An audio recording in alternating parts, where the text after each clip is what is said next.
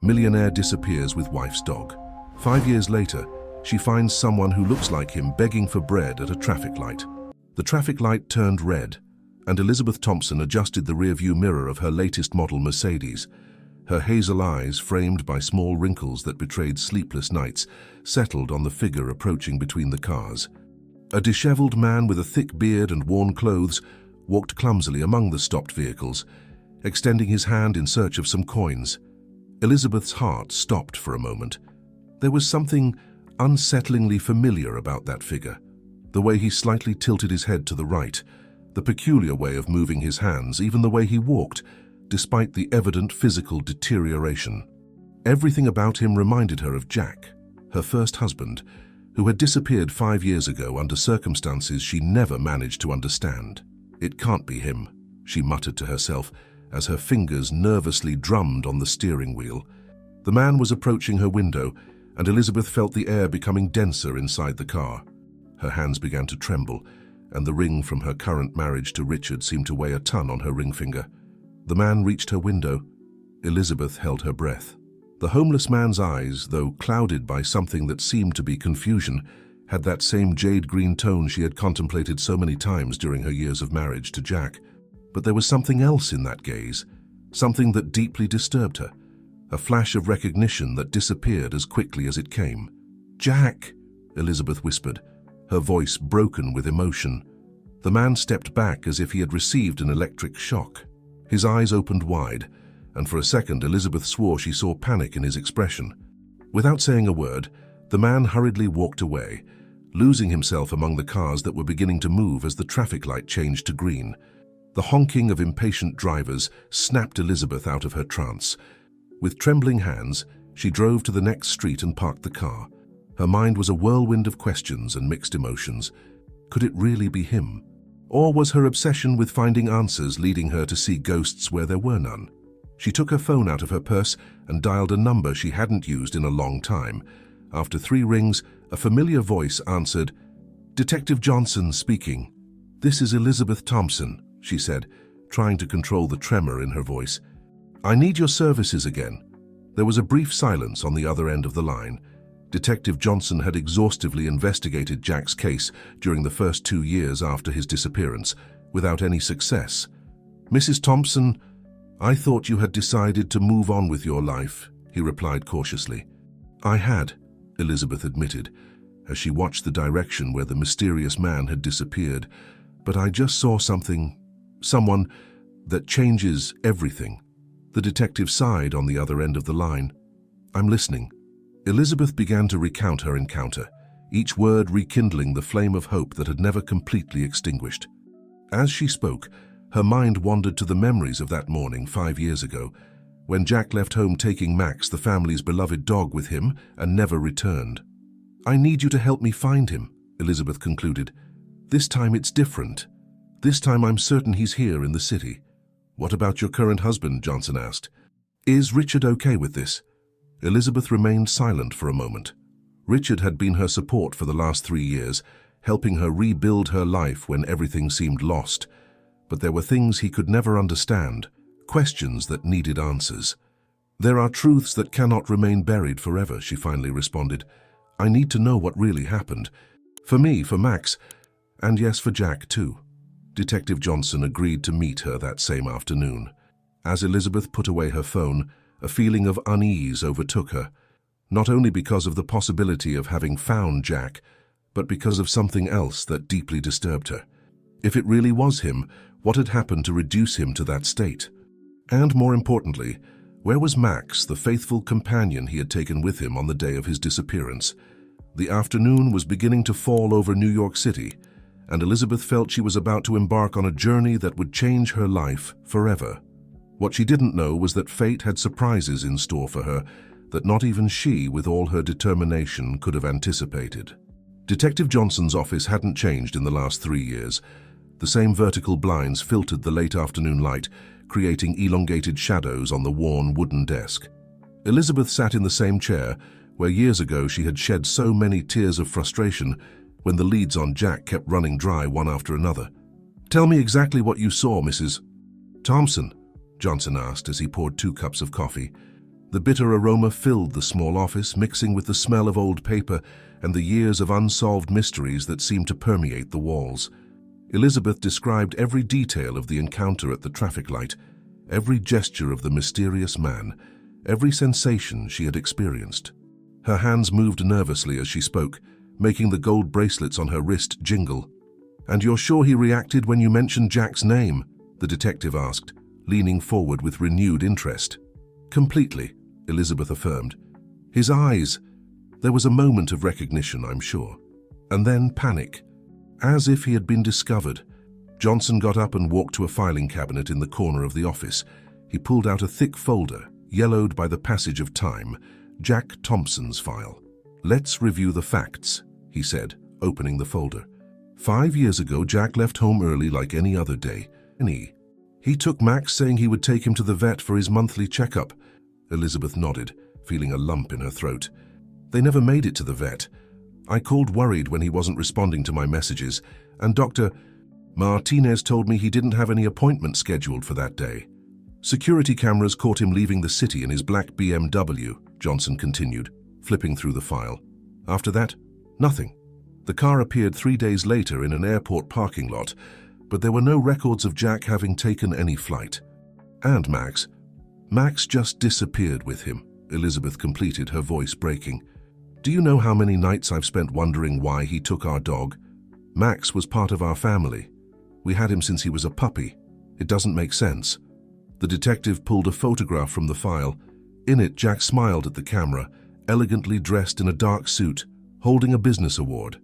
Next to him, Max, a beautiful German shepherd, sat obediently, his characteristic black and tan coat shining under the event lights. "Do you remember anything unusual in the days before his disappearance?" Johnson asked, though they had gone over these details hundreds of times before. Elizabeth closed her eyes, trying to remember. "The only thing that seemed strange to me was that he was spending more time in his office in the old building, the one he had inherited from his father. He said he was organizing important documents." "The building that Richard sold after your marriage," Johnson pointed out. "Yes," Elizabeth responded, feeling a pang of guilt. "Richard insisted it was for the best, that we needed to close that chapter, but I always wondered if we hadn't lost some important clue by selling it." The detective adjusted his glasses and looked intently at Elizabeth. "Does your current husband know you're here?" Elizabeth shook her head. "Richard is a good man. He helped me when I needed it most, but he never understood my need for answers. He believes Jack simply abandoned us, that he ran off with the company's money and that we should leave it in the past." "And what do you believe?" Johnson asked, though he knew the answer. "I believe there's something more," Elizabeth responded firmly. "Jack could be many things, but he loved Max. He would never have willingly exposed him to a dangerous situation. And if he really planned his disappearance, why take the dog? It doesn't make sense." Johnson nodded slowly, closing the file. "I'll need time to organize the search. The man you saw might frequent that area. I'll put my contacts on watching the zone." Elizabeth stood up, taking an envelope from her purse. "Money is not an issue. I just need to know the truth." As she was about to leave the office, Johnson called out, "Mrs. Thompson, one last thing. If it really was Jack, and if he's living on the streets as you say, something very serious must have happened to him. Are you prepared to face that truth, whatever it may be?" Elizabeth paused in the doorframe, her silhouette outlined against the hallway light. "I've lived 5 years with uncertainty, Detective. Any truth is better than this."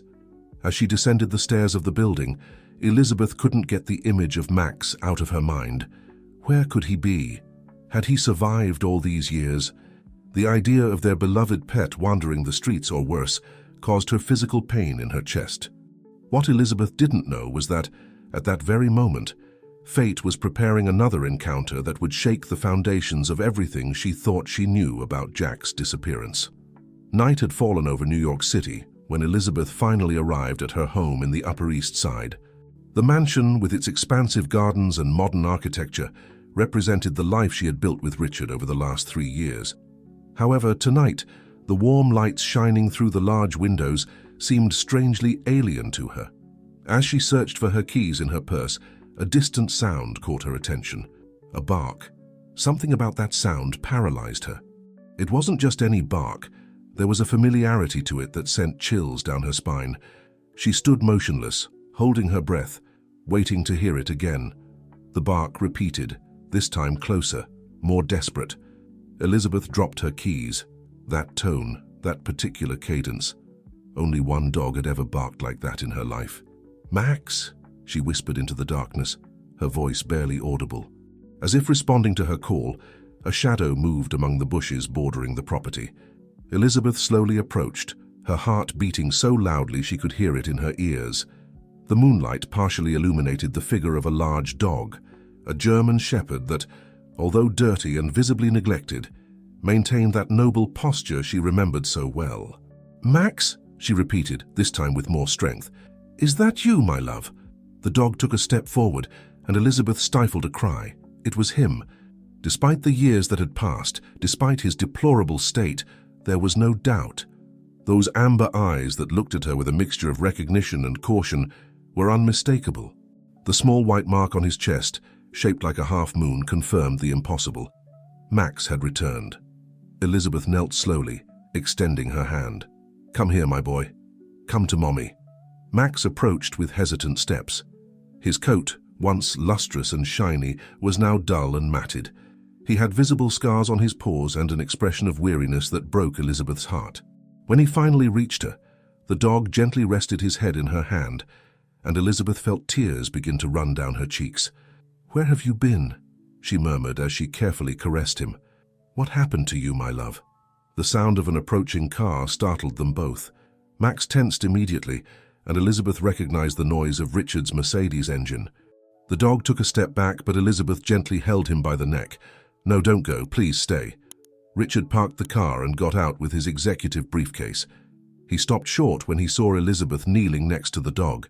"Elizabeth, what are you doing there? Where did that dog come from?" "Richard." Elizabeth slowly stood up, not letting go of Max. "It's him. It's Max." Her husband approached cautiously, scrutinizing the animal. "Max? Jack's dog? Elizabeth, that's impossible. It's been 5 years." "It's him," Elizabeth insisted, with a certainty that admitted no doubts. "I'd recognize him anywhere." Richard observed the dog with a mixture of disbelief and concern. "Elizabeth, darling, I know what this day means to you. I saw the missed calls from Detective Johnson, but this can't be good for you." Max growled softly when Richard tried to get closer, a low and threatening sound that surprised Elizabeth. He had never been an aggressive dog. "He's scared," Elizabeth justified. "He's been through a lot. He just needs time." "Elizabeth," Richard spoke with that soft tone he used when he wanted to make her see reason. "We can't keep him. He's a stray dog. He could be dangerous." "He's not a stray dog," Elizabeth's voice became firm. "He's Max, and he's staying with us. I'm not abandoning him again." Something in her tone must have convinced Richard that it was useless to argue. With a sigh of resignation, he took out the house keys. "At least bathe him before bringing him in. And first thing tomorrow, we're taking him to the vet." Elizabeth nodded, grateful for the small victory. As she guided Max towards the house, she noticed something glinting faintly on his old collar, a small charm she didn't remember seeing before. She tried to examine it, but Max shook uneasily when her fingers approached the object. Once inside the house, as she prepared the bath for Max, Elizabeth couldn't stop thinking about the extraordinary coincidence. First the man who could be Jack, and now Max. After 5 years of silence, why did both appear on the same day? What Elizabeth didn't know was that the small charm on Max's collar held a secret that would forever change her understanding of what happened that morning 5 years ago, when her life began to crumble. Warm water ran through Max's fur, washing away years of dirt and gradually revealing the elegant German shepherd that Elizabeth remembered. As she bathed him carefully in the spacious service bathroom, her fingers found new scars that told silent stories of survival. "What happened to you, my love?" Elizabeth whispered, gently massaging the knots in his fur. "Where have you been all this time?" Max remained strangely still, as if he understood the importance of the moment. His amber eyes never left Elizabeth, following each of her movements with an intensity that disturbed her. It was the same attentive gaze he had when Jack was around, as if he were waiting for something. While rinsing the shampoo, Elizabeth took the opportunity to examine the charm hanging from the deteriorated collar more closely. It was a small metal piece, apparently silver, with an octagonal shape. On one of its faces was an engraved inscription, 2307, Aurora Building. Elizabeth felt her heart skip a beat. The Aurora Building was precisely the old office building that Jack had inherited from his father, the same one that Richard had insisted on selling after their marriage. And 2307, could it be a date? July 23rd. Elizabeth, Richard's voice from the door startled her. Dinner is ready. I'm almost done, she responded, trying to maintain a casual tone as she dried Max with a soft towel.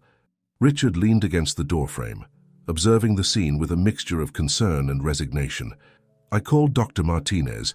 He can see us first thing tomorrow morning. Thank you, said Elizabeth, although her mind was elsewhere. Dr. Martinez was the same veterinarian who was supposedly supposed to have seen Max the day Jack disappeared. As she finished drying Max, Elizabeth noticed something else. Every time her hands approached the charm, the dog tensed slightly. It was a subtle change in his behavior, but after so many years together, Elizabeth knew each of his reactions. Do you want me to prepare a place for him in the garage? Richard asked. No, Elizabeth's response was immediate and firm. He'll sleep in the house. In my study. Elizabeth, Richard began with a warning tone. It's just temporary, she interrupted him, though they both knew it wasn't true. Until he adjusts. Richard sighed deeply. Just be careful, okay? We don't know why he came back after so long. Elizabeth nodded distractedly as she guided Max to her study. The room, with its walls covered in books and a comfortable sofa by the window, had been her refuge during the years of uncertainty. Now, with Max back, the space seemed to take on new meaning. She prepared an improvised bed with soft blankets and an old cushion. Max settled in immediately as if he recognized the scent of his former owner in every corner. However, his eyes remained alert, watchful. Rest, my love, Elizabeth whispered, gently stroking his head. Tomorrow will be a new day. Before leaving, she took out her phone and discreetly photographed the charm. She sent the image to Detective Johnson with a brief message. Need to see you tomorrow after the vet visit. Max is back, and he brought something with him. During dinner, Elizabeth barely touched her food. Her mind kept spinning around the coincidences of the day. The man at the traffic light, Max's return, the mysterious charm with the reference to the Aurora Building. Each piece seemed part of a larger puzzle that was beginning to take shape. Everything okay? Richard asked, noticing her distraction. Yes, Elizabeth lied, forcing a smile. I'm just tired. That night, while Richard slept, Elizabeth snuck quietly into her study. Max raised his head immediately upon seeing her enter, as if he had been waiting for her return. You know something, don't you? She whispered, sitting next to him. You know where Jack is? In response, Max rested his head on her lap, but his eyes seemed to confirm what Elizabeth suspected. The dog's return was not a coincidence. It was the first step towards a truth that had remained hidden for 5 long years.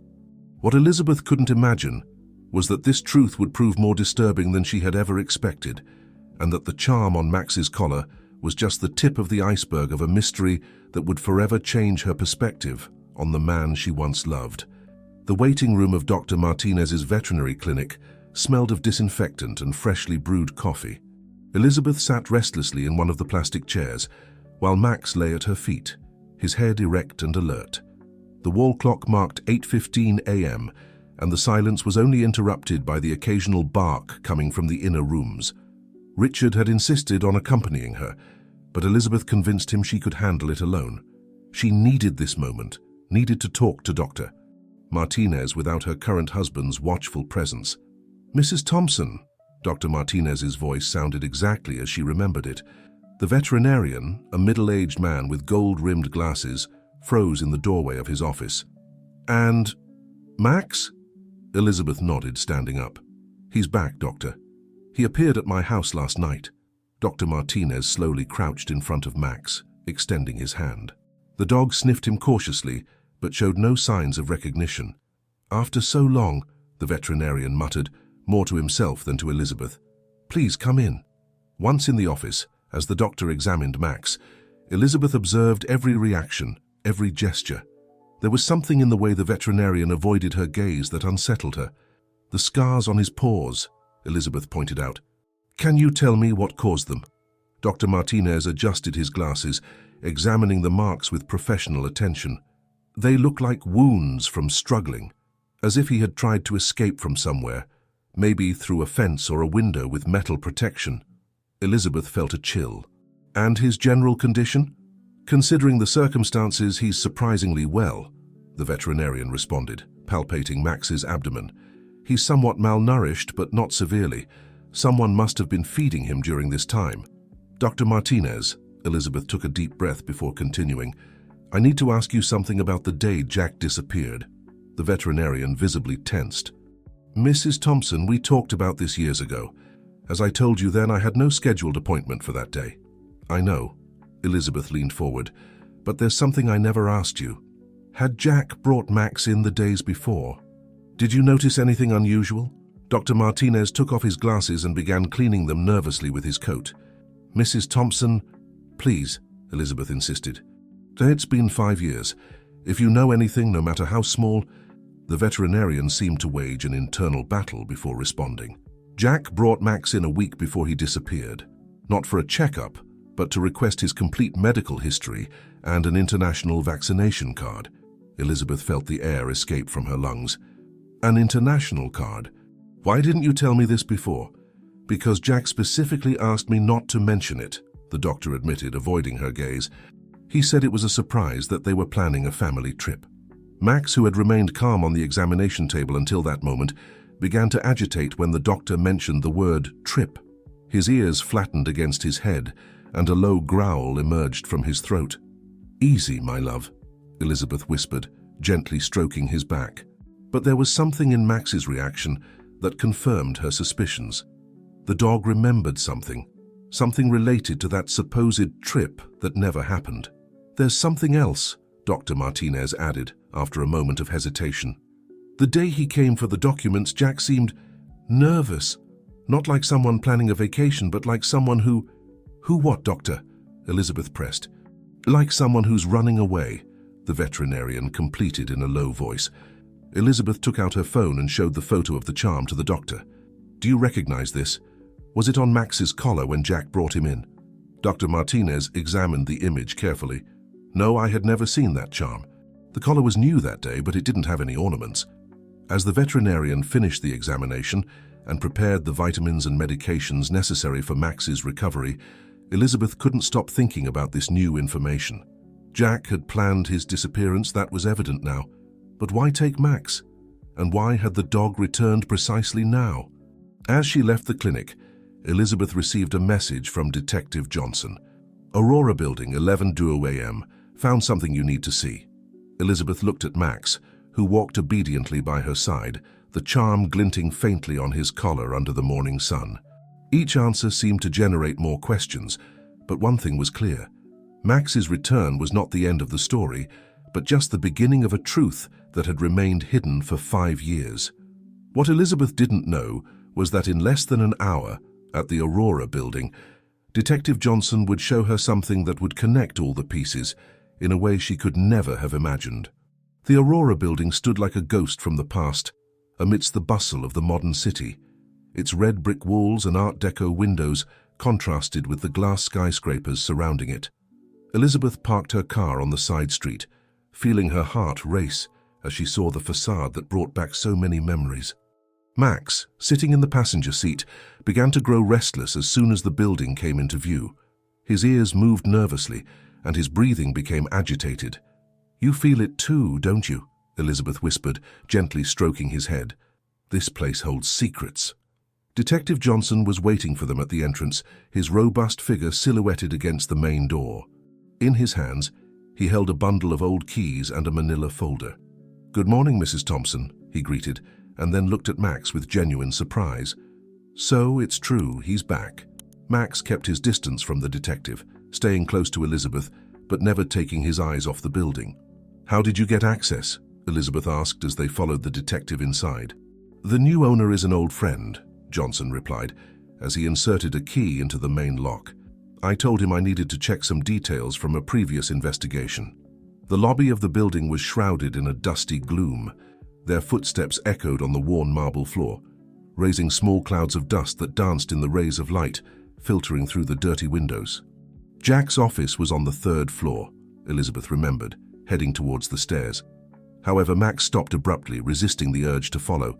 "Interesting," Johnson murmured, observing the dog's reaction. "Is he afraid to go up?" "No," Elizabeth replied, studying Max's behavior. "It's as if he wants to go somewhere else." Max began to gently pull on his leash, guiding them towards a side door that Elizabeth had never noticed before. It was a small entrance, almost hidden behind an ornamental column. "The basement," Johnson explained. According to the original plans, it was used as an archive. The door opened with a metallic squeak that seemed to awaken dormant echoes. Max went ahead, pulling more forcefully on the leash, his nose glued to the ground as if following an invisible trail. "Careful," Johnson warned, turning on a flashlight.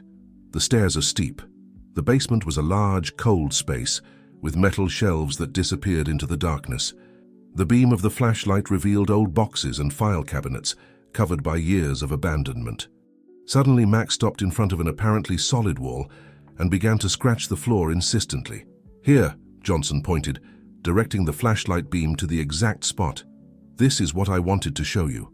Elizabeth approached and noticed something peculiar about the wall, an almost imperceptible line that formed a rectangle.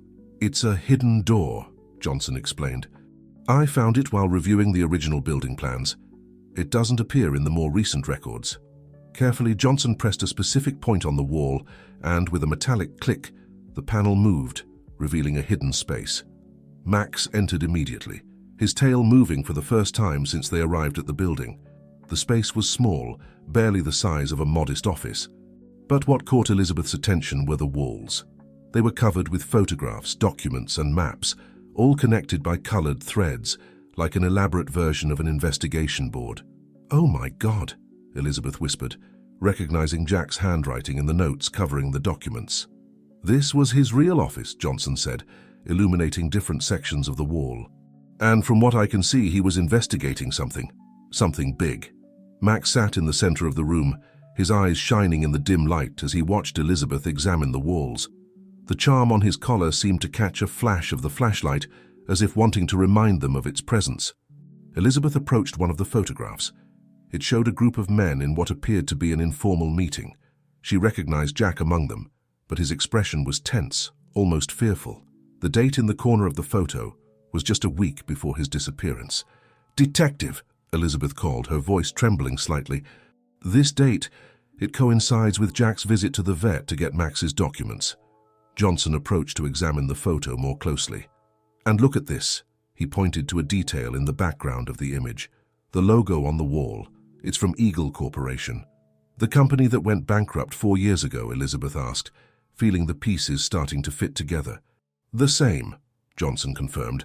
"And if I'm not mistaken, your current husband, Richard, was the one who handled the liquidation of its assets." Elizabeth felt the ground move beneath her feet.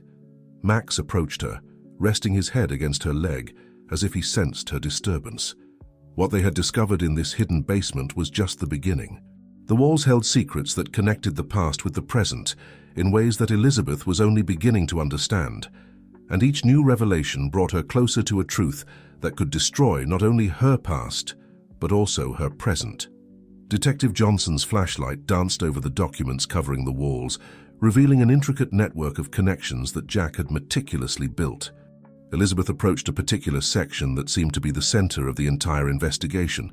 "Eagle Corporation," she murmured, running her fingers over the yellowed newspaper clippings. Why was Jack so interested in this company? Max remained seated next to her, his amber eyes reflecting the light as he followed her every move. Detective Johnson approached with a folder he had found on an old desk in the corner. "Look at this," he said, spreading several documents over a dusty surface. "They're financial reports, but there's something strange about them." Jack marked them with red ink. Elizabeth leaned over the papers, recognizing her ex-husband's characteristic handwriting in the marginal notes. "Irregular transfers," she read aloud, "unjustified funds, ghost accounts." "And here's the most interesting part," Johnson pointed out, illuminating a specific date. "All these suspicious transactions began 3 months before Richard took control of Eagle Corporation's liquidation." Elizabeth felt her throat tighten. "Are you suggesting that Richard—" "I'm not suggesting anything yet," the detective interrupted cautiously. but it's evident that Jack discovered something that disturbed him enough to create this secret space. Max, who had remained still until that moment, suddenly got up and headed towards a corner of the room. He began to scratch insistently at a section of the floor. "What did you find, my love?" Elizabeth approached, noticing that one of the floorboards seemed to be loose. With the detective's help, they managed to lift the board, revealing a small hidden compartment. Inside was a metal box the size of a book. "We need to open it," Elizabeth said urgently. Johnson manipulated the lock with expertise, and the box opened with a click. Inside they found a USB drive, a small notebook, and a sealed envelope with Elizabeth's name written in Jack's characteristic handwriting. With trembling hands, Elizabeth opened the envelope. The letter inside was dated the day before his disappearance. "Dear Elizabeth, if you're reading this, it means something went wrong. I've uncovered irregularities that could destroy many lives. I can't explain everything now, but you should know that every decision I made was to protect you. I took Max with me because he is the only living proof of what I witnessed that night at Eagle Corporation's offices. His scars tell a story that will need to be told at the right time. The charm on his collar contains coordinates. When it's safe, Max will know how to find his way back to you. Don't trust..." The letter ended abruptly, as if Jack had been interrupted while writing it. "The coordinates," Elizabeth murmured, remembering the charm. She examined it again under the light. The numbers engraved on the back, which she had previously interpreted as a date, now took on a new meaning. Johnson was already entering the numbers into his phone. "They point to a location on the outskirts of the city," he reported, "an abandoned industrial zone." Max let out a soft whimper, and Elizabeth noticed that his eyes were fixed on one of the photographs on the wall. It showed the interior of a warehouse, and in a corner, barely visible, a large cage could be distinguished. "The scars on his paws," Elizabeth whispered, the pieces fitting together in her mind like a macabre puzzle. "He wasn't trying to escape from just any window or fence. He was trying to escape from that place," Johnson completed, his voice grave in the dimness of the basement. The sound of footsteps on the floor above startled them. Max tensed immediately, his ears alert and a low growl forming in his throat. "Someone else is in the building," Johnson whispered, turning off the flashlight. Elizabeth quickly tucked the letter and documents into her purse while the detective closed the metal box. The footsteps were approaching the basement stairs. "The secret door," Johnson indicated in a low voice. "Quickly." As they hid behind the panel, closing it silently, Elizabeth couldn't stop thinking about the last incomplete words of Jack's letter. Don't trust. Who shouldn't she trust? Richard? Someone else from Eagle Corporation? Or perhaps the person now descending the basement stairs, their footsteps echoing ever closer to their hiding place? The silence in the hidden space was so dense that Elizabeth could hear her own heartbeat. Max, pressed against her legs, maintained an unnatural stillness, as if he understood the gravity of the situation. Detective Johnson, beside them, held his breath as the footsteps in the basement drew ever closer. "It must be around here," a male voice resonated in the outer space. "Richard said there was a secret compartment." Elizabeth felt her blood run cold. Richard? Richard knew about this place. "Are you sure Thompson kept documents here?" asked a second voice, deeper and more authoritative. "According to our sources, yes. The woman and the dog came here this morning." "If they found something..." Max emitted a growl so low that only Elizabeth could feel it, a barely perceptible vibration against her leg. She placed a gentle hand on his head, silently begging him to stay calm. "Check every inch," ordered the deep voice. "We can't allow those documents to come to light. The corporation has worked too hard to keep this quiet." The sound of furniture being moved and papers being shuffled filled the air. Elizabeth could see, through a small crack in the panel, the shadows of the men moving around the basement. "Boss," called the first voice. "Look at this. There are recent marks on the floor." The footsteps dangerously approached the wall where they were hiding. Detective Johnson instinctively moved his hand towards his side, where Elizabeth assumed he carried his weapon. Suddenly, a phone rang in the basement. The echo of the melody bounced off the concrete walls. "Yes?" the deep voice answered. "Are you sure? At the veterinary clinic?" "I understand. We're on our way." The sound of footsteps moving away brought a moment of temporary relief. "The woman took the dog to the vet this morning," they explained to their companion as they headed towards the stairs. Dr. Martinez might have useful information. When the echo of the footsteps finally faded, Elizabeth felt her legs give way. The detective held her before she could fall. "Dr. Martinez," she whispered in horror. "They're going after him." "We need to get him out of there," Johnson agreed, carefully opening the panel. "But first, we need to secure these documents." As they exited their hiding place, the basement showed signs of the search: scattered papers, overturned furniture, opened boxes. Max immediately headed towards a corner and began to dig among the debris, until he revealed another envelope that had been hidden under a pile of fallen documents. Elizabeth took it with trembling hands. Inside was a memory card and another note from Jack. "If you're reading this, it means you found the first hiding place. There's more, Elizabeth, much more. Each piece is protected, scattered in places that only Max knows. He is the key, the only one who can guide you through this labyrinth. Keep the card safe. It contains videos of meetings that should never have existed, conversations that should never have been recorded. But above all, protect Max. They know he's the only witness who can connect all the dots." "We need to get out of here," Johnson urged, storing the card in an inner pocket of his jacket. "And we have to warn Dr. Martinez." As they hurriedly climbed the basement stairs, Elizabeth couldn't stop thinking about Richard. How much did her husband really know? Had he been part of all this from the beginning? Jack's incomplete words echoed in her mind. "Don't trust—" Max was guiding them towards the exit, his behavior completely transformed. He no longer seemed like the scared and mistreated dog that had appeared in her garden. Now he moved with purpose, as if each step was part of a larger plan. Upon reaching the street, Detective Johnson quickly headed to his car. "I'll go to the veterinary clinic. You take Max to a safe place." "But where?" Elizabeth asked, desperation seeping into her voice. "If Richard is involved, I can't go home." "I know a place," Johnson replied, handing her a hastily written address. "It's a safe house I use for protected witnesses. Go there and wait for my call." As Elizabeth got into her car with Max, a new determination formed within her. It was no longer just the search for Jack that moved her. Now she was immersed in something much bigger, a conspiracy that had claimed too many victims and threatened to claim more. What she didn't know was that in the next few hours, every certainty she had about her present and past life would be put to the test, and that the truth she so longed to find would prove to be more dangerous than she had ever imagined. The safe house turned out to be a modest apartment in an old building in the city center. Elizabeth followed Detective Johnson's instructions, finding the key exactly where he had indicated, under a cracked flower pot in the third-floor hallway. The interior was austere but clean. A small living room, a basic kitchen, a bedroom, and a bathroom. The windows had thick curtains that barely let in the evening light, creating an atmosphere of perpetual twilight. "Welcome to our temporary refuge," Elizabeth whispered to Max, who immediately began to inspect every corner of the apartment, his nose working tirelessly. Her phone vibrated. It was a message from Richard. "Where are you?" "I stopped by the vet and they said you never arrived." Elizabeth felt a chill. Richard's lie confirmed her worst suspicions. She turned off the phone and took out the one Johnson had given her for emergencies. Max stopped in front of an old television, barking softly. Elizabeth approached and noticed there was a DVD player connected. An idea crossed her mind.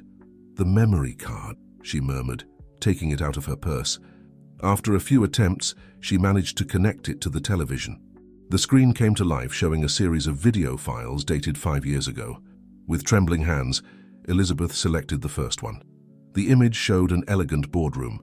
Elizabeth immediately recognized the Eagle Corporation logo on the wall. Jack was sitting in a corner, apparently recording the meeting discreetly with his phone. "The funds must be redirected before the external auditors arrive," a man in a dark suit that Elizabeth didn't recognize was saying. "Thompson, we need your cooperation on this." "I'm not sure." Jack's voice sounded tense.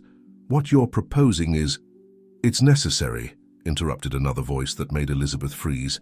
It was Richard, 5 years younger but unmistakable.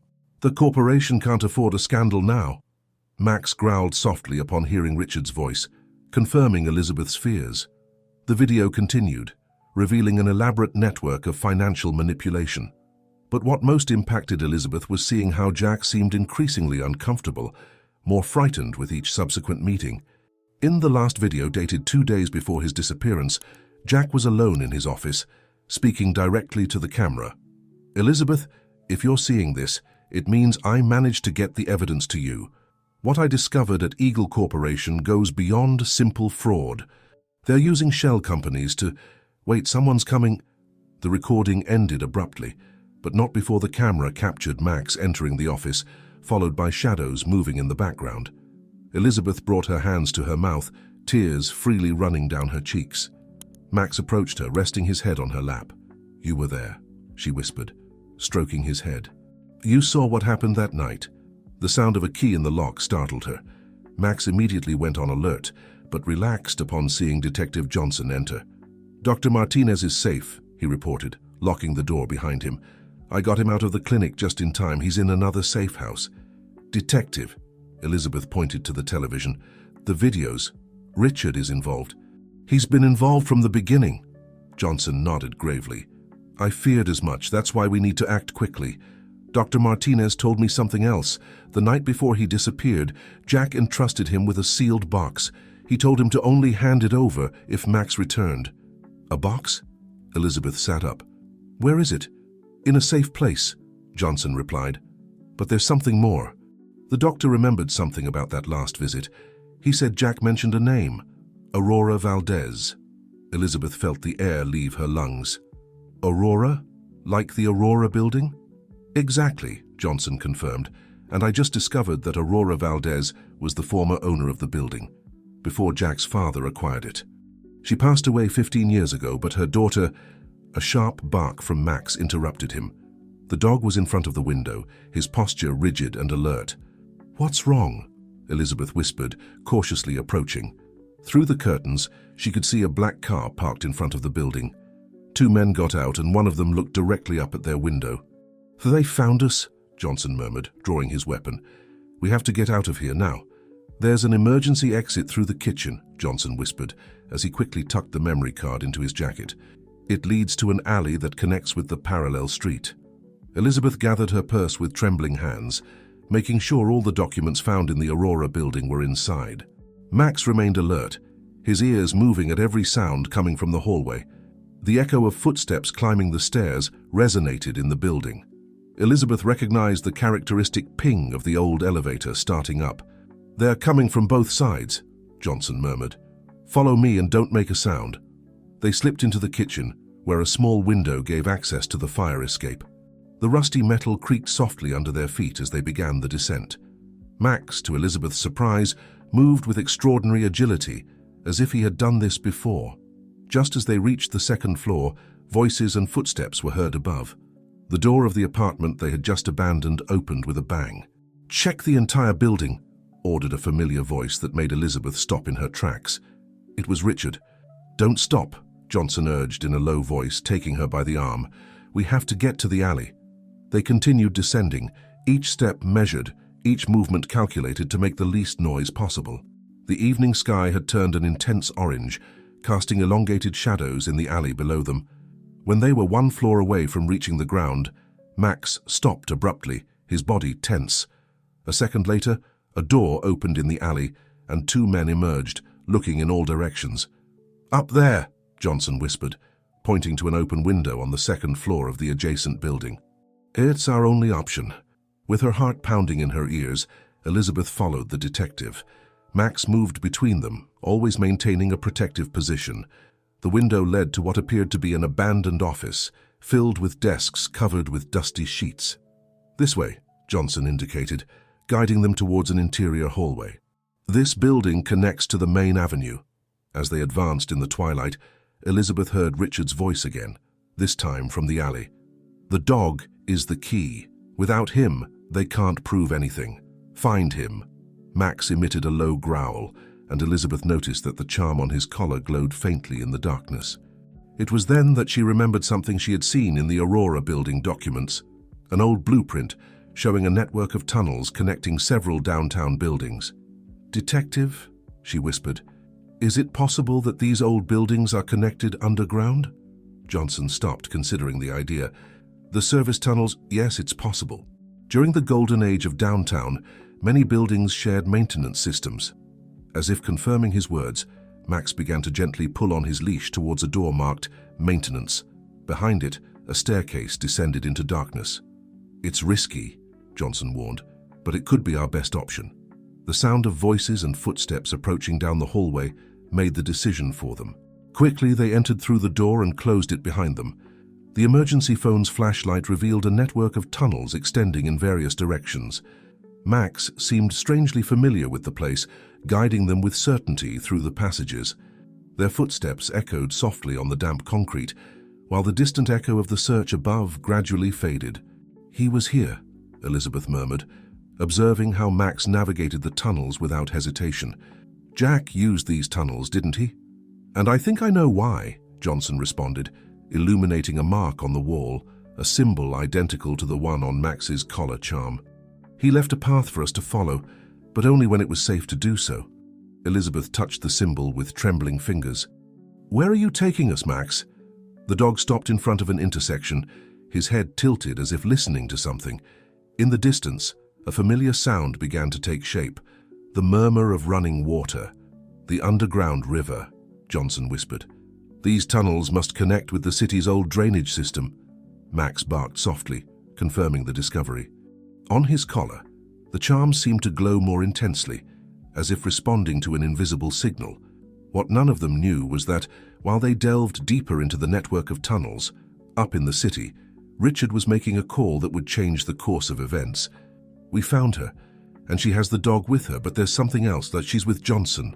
The tunnel narrowed as they advanced, the sound of water growing more intense with each step. Detective Johnson's flashlight cast dancing shadows on the damp walls, creating ghostly figures that seemed to watch them from the darkness. "These tunnels must be over a century old," Johnson commented, illuminating ancient markings on the walls. "They were built during the city's expansion era." Max occasionally stopped at certain intersections, his nose working intensely before choosing a direction. The charm on his collar emitted faint flashes each time they approached one of the symbols on the walls. "They're not coincidences," Elizabeth murmured, studying one of the symbols more closely. "Look at this, detective. The marks are different from the original tunnel ones, they're more recent." Johnson focused the light on the point Elizabeth was indicating. Indeed, over the ancient builders' marks, there were additional symbols, almost imperceptible to those who didn't know to look for them. Jack created a navigation system, the detective concluded. Using the old tunnels as a base, he established secret routes. A metallic sound resonated in the distance, causing Max to stop abruptly. His ears moved, catching something the humans couldn't perceive. "Someone else is down here," Johnson whispered, turning off the flashlight. They remained motionless in the darkness while the echo of distant footsteps bounced off the tunnel walls. Max pressed against Elizabeth's legs, his body tense but not making a sound. "This way," Johnson indicated in a low voice, guiding them towards a lateral opening they had barely noticed. The space they entered was larger, a kind of ancient chamber that had probably served as a maintenance station. Old rusty tools and deteriorated boxes were piled in the corners. Max headed directly to a specific corner, beginning to dig among the debris. Elizabeth knelt beside him, helping to remove the years of accumulated abandonment. "This..." Elizabeth paused, her hands trembling as she touched something familiar. "It's Jack's briefcase, his favorite, the one he always took to important meetings." Carefully, she extracted the worn leather briefcase. The zipper was protected by a small padlock with a peculiar design. "The charm," Elizabeth whispered, looking at Max's collar. "They're not coordinates. It's a key." Indeed, when she brought the charm close to the padlock, it fit perfectly. With a soft click, the briefcase opened. Inside, they found more documents, a notebook, and surprisingly, an old cell phone. Elizabeth recognized it immediately. It was Jack's personal phone, the one he used to record the meetings. "It's discharged," Johnson noted, examining the device. "But if we can turn it on..." A noise of approaching footsteps interrupted them. This time they sounded closer, more determined. "Quickly," Johnson urged, helping Elizabeth store everything in her bag. "We have to keep moving." But Max had other plans. Instead of guiding them towards another exit, the dog stood firm in his position, his eyes fixed on the chamber's entrance. "Max," Elizabeth whispered, concerned about his behavior. The footsteps stopped just outside the chamber. A figure was silhouetted against the dim light of the tunnel, and a familiar voice broke the silence. "I knew I'd find you here, Elizabeth." Elizabeth's blood froze in her veins. It wasn't Richard's voice, nor that of any of their pursuers. It was a voice she hadn't heard in 5 years, a voice she believed lost forever. Max took a step forward, his tail moving for the first time since their escape began, as the figure emerged from the shadows, revealing a face that, although gaunt and aged, Elizabeth could never forget. "Jack," she whispered, her voice barely audible over the sound of running water in the tunnels. What Elizabeth didn't know was that this encounter, far from being the end of her search, was barely the beginning of a truth much more complex and dangerous than she had ever imagined. Elizabeth remained motionless, her mind struggling to process the image before her. Jack had changed. His face was thinner, with an unkempt beard and deep dark circles that spoke of years of life in the shadows. But his eyes were still the same, with that mixture of determination and melancholy that she remembered so well. "You've been alive all this time," Elizabeth whispered, her voice trembling between disbelief and indignation. "You made us believe that." "We had no other choice," Jack interrupted, taking a step forward. Max moved between them, his behavior evidencing a divided loyalty. "The information I discovered, it was too dangerous. I needed to protect you." Detective Johnson kept one hand near his weapon, assessing the situation. "Why appear now, Thompson? Why send the dog back?" Jack approached one of the old boxes and extracted an ancient flashlight, turning it on to better illuminate the space. The shadows danced on the walls as he began to speak. "Because the deadline is about to expire," he explained, his voice loaded with urgency. "In 3 days, the statute of limitations will protect everyone involved in the Eagle Corporation fraud. All the evidence I gathered, all the sacrifices, everything will have been in vain." "Statute of limitations?" Elizabeth took a step forward. "What are you talking about?" "The biggest corporate fraud in the history of New York," Jack responded, taking out a USB device from his worn jacket. "They didn't just divert funds, Elizabeth. They created a complete system of shell companies to launder money on an international scale. And Richard wasn't just another executive. He was the architect behind it all." Elizabeth felt her legs weaken. Max approached her, offering his silent support. "Is that why you took Max?" she asked, the pieces beginning to fit in her mind. Jack knelt next to the dog, gently stroking his head. "Max was my only companion during the nights I spent recording secret meetings in the Aurora building. He witnessed everything. And when they discovered I had evidence—" "They chased you," Johnson completed. "They tried to silence me," Jack confirmed. "But Max saved me. He kept them at bay long enough for me to escape with the evidence. After that, I knew I couldn't leave him behind. They knew he was a key witness." "A key witness?" Elizabeth frowned. "He's a dog, Jack. A dog that can identify every person present at those meetings," Jack explained. "Why do you think Richard is so insistent on finding him? Max doesn't just recognize their voices, he recognizes their smells, their movements. In a court, his behavior towards certain people would be crucial circumstantial evidence." A distant noise in the tunnels interrupted the conversation. Max went on alert immediately. "We don't have much time," Jack urged. "Richard has people throughout the tunnel network. We must reach the meeting point before dawn." "Meeting point?" Elizabeth asked. "With Aurora Valdez," Jack responded, surprising everyone. "Not the original Aurora, but her daughter. She's been helping me all this time, preparing the case from the shadows. She's a federal prosecutor." Elizabeth remembered the name of the building, the connections beginning to take shape in her mind. "That's why the building is called Aurora." "It was a perfect facade," Jack nodded. "No one would suspect that the Valdez family's old building was still being used as an operations point for a federal investigation." More noises in the tunnels, this time closer. Max began to growl softly. "They're coming from 2 directions," Johnson warned, drawing his weapon. "There's another exit," Jack indicated, moving a rusty shelf to reveal a hidden passage. "This tunnel connects directly to the old storm drainage system. It will lead us to the safe point." Elizabeth looked at Max, who had already positioned himself next to the entrance of the new tunnel, as if he perfectly understood the plan. "Elizabeth," Jack gently took her arm before she entered the passage. "There's something else you need to know. Something about Richard that I discovered the night I disappeared." A metallic crash resonated in the main tunnel, followed by voices and flashlight beams. "Later," Johnson urged, pushing them towards the secret passage. "Now we have to move."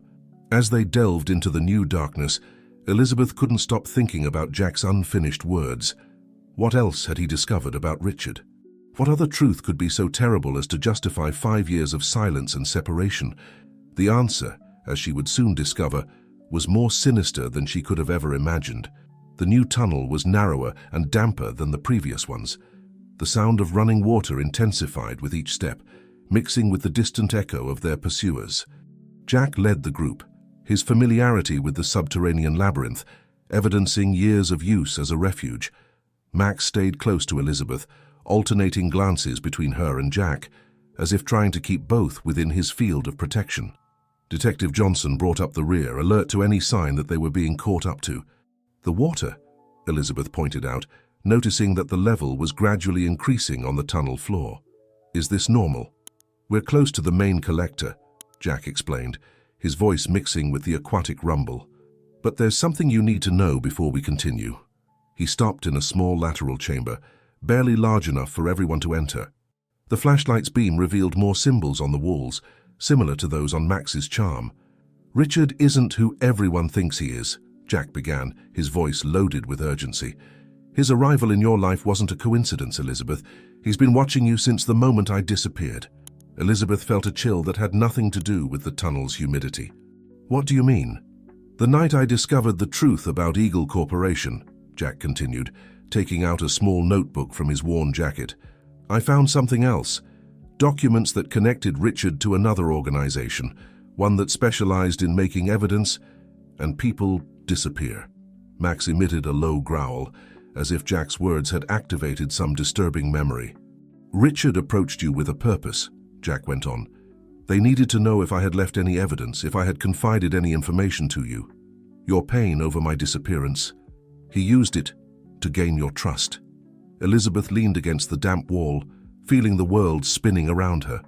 All of Richard's attentions, his seemingly infinite understanding when she kept searching for answers about Jack, his insistence on selling the Aurora building, everything took on a new and terrible meaning.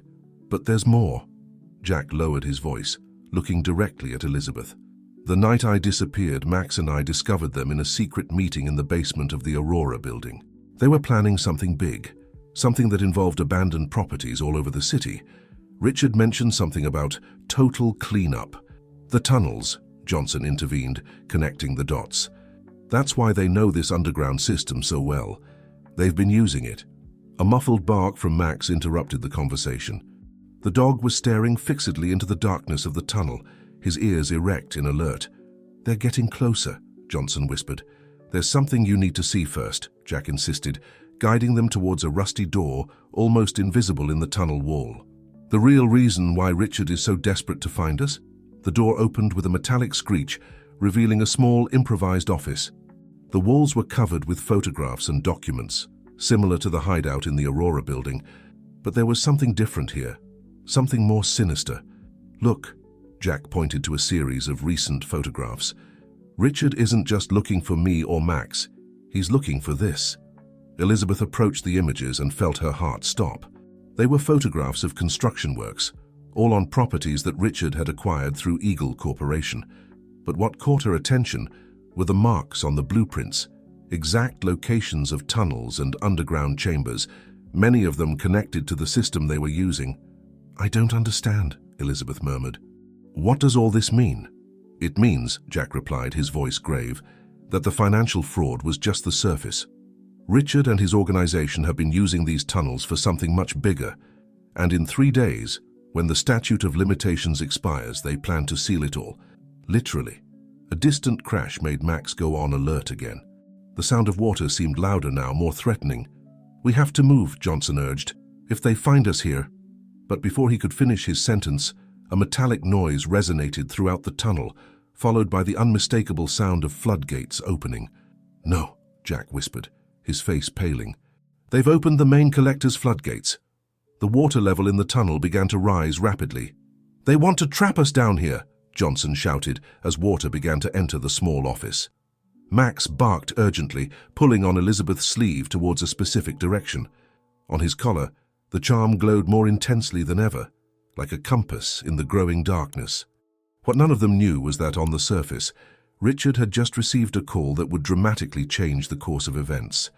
A call from someone who knew all the secrets of the tunnels, someone who had been watching from the shadows all this time. The icy water was already knee-deep when Max guided them towards an elevated passage they hadn't noticed before. The dog moved with determination, as if each step was part of a previously rehearsed route. "Hurry," Jack urged, helping Elizabeth climb up a rusty metal ladder. "This level connects to the old underground warehouses of the commercial district." Detective Johnson covered the rear, his flashlight revealing that the water continued to rise at an alarming rate. The roar of liquid filling the tunnels created a deafening echo that bounced off the concrete walls.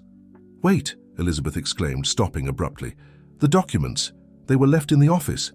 "No time," Jack responded, taking her by the arm. "I have copies of everything in a safe place. Aurora has the originals." They advanced through the new tunnel, which fortunately was several meters above the flood level. Max occasionally stopped at intersections, his nose working intensely before choosing a direction. "The charm," Elizabeth noticed between gasps. "It glows more intensely when Max chooses a path. How is that possible?" "Special phosphorescent paint," Jack explained as they ran. "It reacts with moisture. I marked all the safe routes with invisible symbols that only activate when there are changes in water levels. Max learned to recognize them during our months down here." A metallic crash resonated in the distance, followed by the sound of voices and hurried footsteps. "We're not the only ones who know these elevated routes," Johnson warned, checking his weapon. Suddenly, Max stopped dead in his tracks, growling towards a shadow moving ahead. A figure emerged from the darkness, and Elizabeth stifled a cry of surprise. "Welcome," said a middle-aged woman, her elegant posture contrasting with the deteriorated surroundings. "I've been expecting you." "Aurora," Jack sighed with evident relief. "Thank God." "Aurora Valdez?" Elizabeth asked, recognizing in her some features from the photos she had seen in the Aurora building. "The same," the woman responded, as she took out a small electronic tablet from her bag. "And you arrived just in time." Richard just made his last mistake. On the tablet screen, a real-time video was playing. It showed Richard in what appeared to be a control center, giving explicit orders to flood the tunnels. "We've got him," Aurora smiled. "Attempted destruction of evidence and something more serious, but we must move. There's something you need to see before it's too late." Max barked softly, recognizing Aurora. She bent down to pet him briefly. "Good job, friend," she whispered to the dog. "You fulfilled your mission perfectly." "My mission?" Elizabeth intervened. "What's really going on here?" Aurora shared a significant look with Jack before responding. "His return wasn't a coincidence, Elizabeth," she explained. "Max appeared in your garden exactly when he was supposed to, when we finally had all the necessary evidence, and when we discovered Richard's true plan." The sound of rising water and approaching voices grew more intense. "There's no time for complete explanations," Aurora urged. "Follow me. What you're about to see will answer all your questions and reveal why Richard is willing to do anything to stop us." As they followed Aurora through a new set of tunnels, Elizabeth noticed that these were better maintained, with more elaborate phosphorescent markings on the walls. Max now walked with more confidence, as if he recognized this territory. "For 5 years," Aurora continued as they advanced, "we've been documenting every move of Richard and his organization. But 3 months ago, we discovered something that changed everything. Something that explains why they bought so many abandoned properties, why they needed the tunnels." She stopped in front of a modern steel door, totally out of place in the ancient surroundings. Max sat in front of it, as if he had reached his final destination. "Prepare yourselves," Aurora warned as she entered a code into the electronic panel. "What you're about to see is the real reason why Jack had to disappear. The reason why Richard married you, Elizabeth. And the reason why these tunnels are just the tip of the iceberg of a much larger operation." The door opened with a hydraulic hiss, revealing a modern control room filled with monitors and surveillance equipment. On the screens, dozens of cameras showed different sections of the tunnels and, more disturbingly, the interior of several seemingly abandoned buildings. But it was what the central monitor showed that made Elizabeth bring her hands to her mouth, while Max emitted a low growl and Johnson cursed under his breath. The truth they were about to discover would forever change not only their lives, but the very history of the city. On the central screens, a three-dimensional map of the city was displayed, but it wasn't an ordinary map. Layers upon layers of tunnels and underground structures crisscrossed beneath the streets like an intricate circulatory system, many of them completely unknown to the authorities. "This is impossible," Elizabeth murmured, approaching the monitors. "All of this exists under the city. Most are ancient tunnels," Aurora explained, manipulating the controls to show different levels. "But what Richard and his organization have been doing is connecting and expanding them, creating a city beneath the city."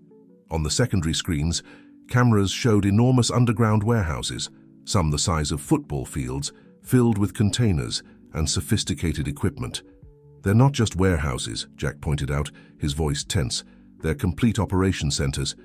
They have their own electrical grid, ventilation systems, even living areas."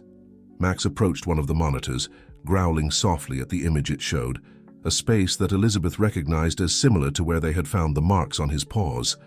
"That's where they kept him," Jack confirmed, gently stroking the dog. "When they discovered I had recorded their meetings, they tried to catch both of us. Max helped me escape, but he was injured in the process." "But I don't understand," Elizabeth interrupted, turning to Aurora. "Why? Why so much effort to create this underground network?" Aurora pressed some buttons, and the screens showed financial documents and contracts. "Eagle Corporation was just a facade," she explained. "The real business is down here. They've been buying properties on the surface not for the buildings themselves, but for access to the tunnels. Each abandoned property is a potential entry point to their network. And Richard," Elizabeth began, "is the architect of it all," Jack completed. "Not just of the financial fraud, but of the entire underground operation. That's why he approached you, Elizabeth. He needed control over my family's properties, especially the Aurora building. It's one of the main access points." A sharp beep interrupted the conversation. On one of the monitors, several red lights began to flash. "They've activated more floodgates," Aurora warned, her fingers flying over the keyboard. "They're trying to flood complete sections of the system. They want to destroy the evidence," Johnson deduced, observing how water levels rose in several tunnels. "Not just that," Aurora corrected. "They want to make sure no one else can access what's on the deepest level." With a few quick commands, Aurora changed the view to the cameras on the last level. What appeared on the screen left everyone breathless. Huge security vaults, dozens of them, lined up in a space that seemed to extend indefinitely. "The vaults contain documents," Aurora explained, "but not just any kind of documents.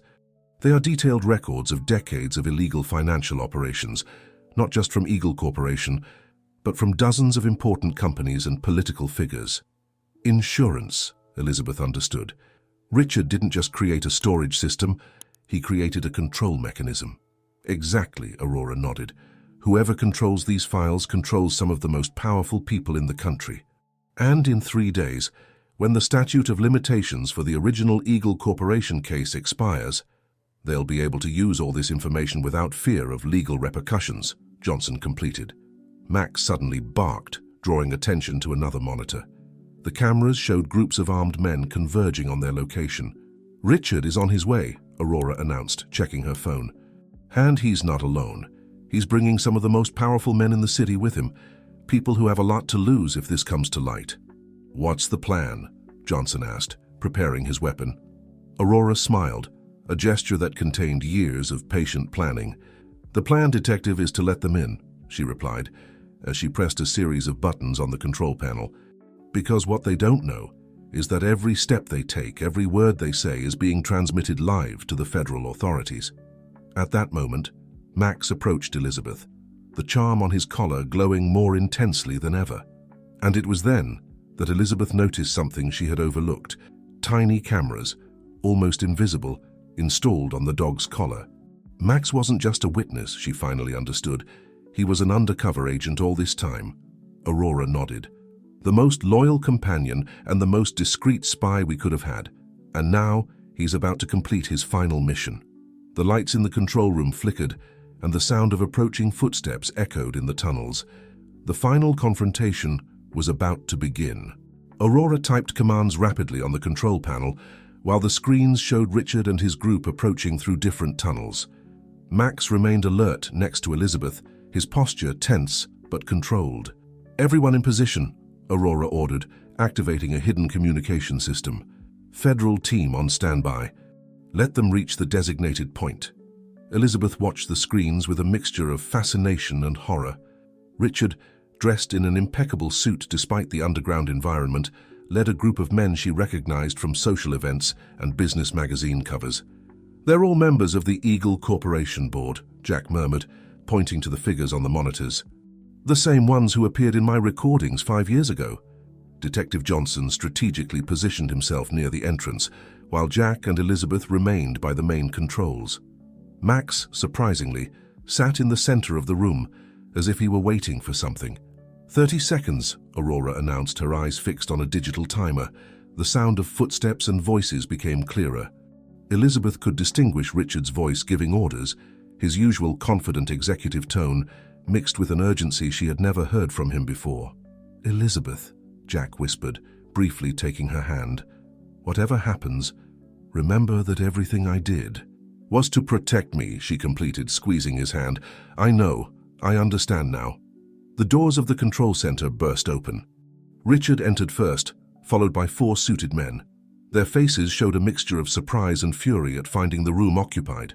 "Elizabeth," Richard's voice sounded controlled, but his eyes betrayed his nervousness. "Get away from him. You don't know what Jack has done." "On the contrary, Richard," Elizabeth responded, her voice firm. "I finally know exactly what everyone has done." Max slowly stood up, his presence capturing everyone's attention. Richard visibly paled upon seeing the dog's collar glowing in the artificial light. "That collar," one of the businessmen muttered, taking a step back. "All this time, 5 years of constant surveillance," Aurora confirmed, activating a series of screens that showed hundreds of hours of recordings. Every meeting, every transaction, every conversation in the tunnels. "Max has been our eyes and ears all this time." "Who are you?" Richard demanded, though the tremor in his voice suggested he already knew. "Aurora Valdez, Special Federal Prosecutor," she responded, showing her badge. "And you gentlemen are all under arrest." Richard let out a nervous laugh. "Under arrest? With what evidence? In 3 days, everything expires." "Eagle Corporation's financial operations expire," Aurora corrected. "But the extortion system you've been building down here, that's an ongoing crime. And we have it all documented." As if to confirm her words, Max approached Richard, and the small cameras on his collar transmitted the businessman's panic-stricken expression live to all the screens in the room. "It's impossible," one of Richard's companions whispered. "No one could have planned something like this," Jack completed. "Use a dog as an undercover agent?" "That's precisely why it worked. Who would suspect a simple German shepherd?" Richard took a step towards Elizabeth, his facade of control crumbling. "Everything I did for us. The power, the influence we could have." "You did it for yourself," Elizabeth interrupted, stepping back. "You used me to get to Jack's properties, to complete your underground network." Max growled softly, placing himself between Elizabeth and Richard. On his collar, the lights blinked in a specific pattern. "Signal received," Aurora announced, pressing a final button. "Federal team, proceed." The lights of the control center flickered again, and sounds of movement resonated in the surrounding tunnels. The businessmen looked nervously around, aware that they were trapped. "It's over, Richard," Elizabeth declared, her voice mixing sadness and determination. "The dog you thought insignificant just brought down your underground empire." Max barked once, as if in agreement, while federal agents began to enter the room. The expression on Richard's face as he saw his empire crumbling was a mixture of disbelief and defeat. But as the agents proceeded with the arrests, no one noticed the small smile that formed on Richard's lips, nor the device he discreetly pressed in his pocket. An almost imperceptible beep began to sound in the depths of the tunnels, initiating a countdown that would change the course of everything. Max was the first to detect that something was wrong. His ears moved sharply, and he began to bark towards the security monitors, where small red lights were starting to blink in different sectors of the underground map. Aurora quickly turned to the controls, her fingers flying over the keyboard. "The containment floodgates, they're closing automatically." "Not just the floodgates," Jack added, pointing to other indicators on the screens. "The ventilation systems are sealing off. It's a total containment protocol. Richard, still handcuffed, let out a soft laugh that chilled Elizabeth's blood. Did you really think I wouldn't have a contingency plan? If we fall, everything falls with us. Data deletion process detected, alerted one of the federal technicians who had just arrived. The servers are beginning a systematic elimination process. Aurora typed frantically, trying to stop the emergency protocols. They've activated some kind of self-destruct system. They're erasing everything and sealing the facilities. Not just erasing, Richard corrected, his voice loaded with a disturbing calm. In exactly 15 minutes, every document, every record, every piece of evidence in these vaults will be destroyed. And with the tunnel system sealed, no one will be able to stop it. Max began to move restlessly around the room, his behavior catching Elizabeth's attention. The dog stopped at certain points, sniffing intensely, as if he sensed something the others couldn't detect. "He's looking for something," Elizabeth murmured, observing Max's movement pattern. "Aurora, are there more levels below this control center?" "Not according to the plans," Aurora responded, without stopping her work on the controls. "But given the secrets we've uncovered," as if responding to an invisible signal, Max stopped in front of an apparently solid section of the wall, scratching the floor insistently. The charm on his collar glowed with unusual intensity. "Jack," Elizabeth called, "do you remember if there was any special mark on the original building plans for this area?" "The original plans?" Jack stopped abruptly, his eyes opening with realization. "The mirror plan. Each main level had a mirror level, hidden. It was part of the Valdez's original design." Aurora quickly joined them, examining the wall where Max continued to indicate, "Of course. My mother always said that the building's true secrets were in its reflections." Detective Johnson approached with a powerful flashlight, illuminating the wall section. Under the intense light, almost invisible patterns began to reveal themselves. Symbols similar to those on Max's collar, but older, more elaborate. "They're Valdez family marks," Aurora explained, running her fingers over the symbols. Each important building had its own set of security symbols, like an architectural signature. "But how does Max know them?" Elizabeth asked. "Because I taught them to him," Jack responded. "During our months in hiding, I used the original symbols as a basis for our own navigation system.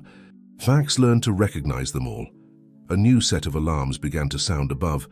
"4 minutes," someone shouted. "The destruction systems are accelerating."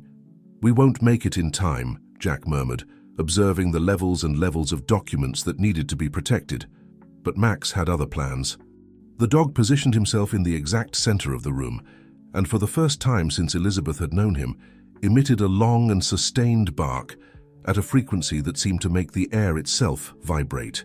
The ancient lights in the room began to turn on one by one, revealing a system of mirrors and reflectors that no one had noticed.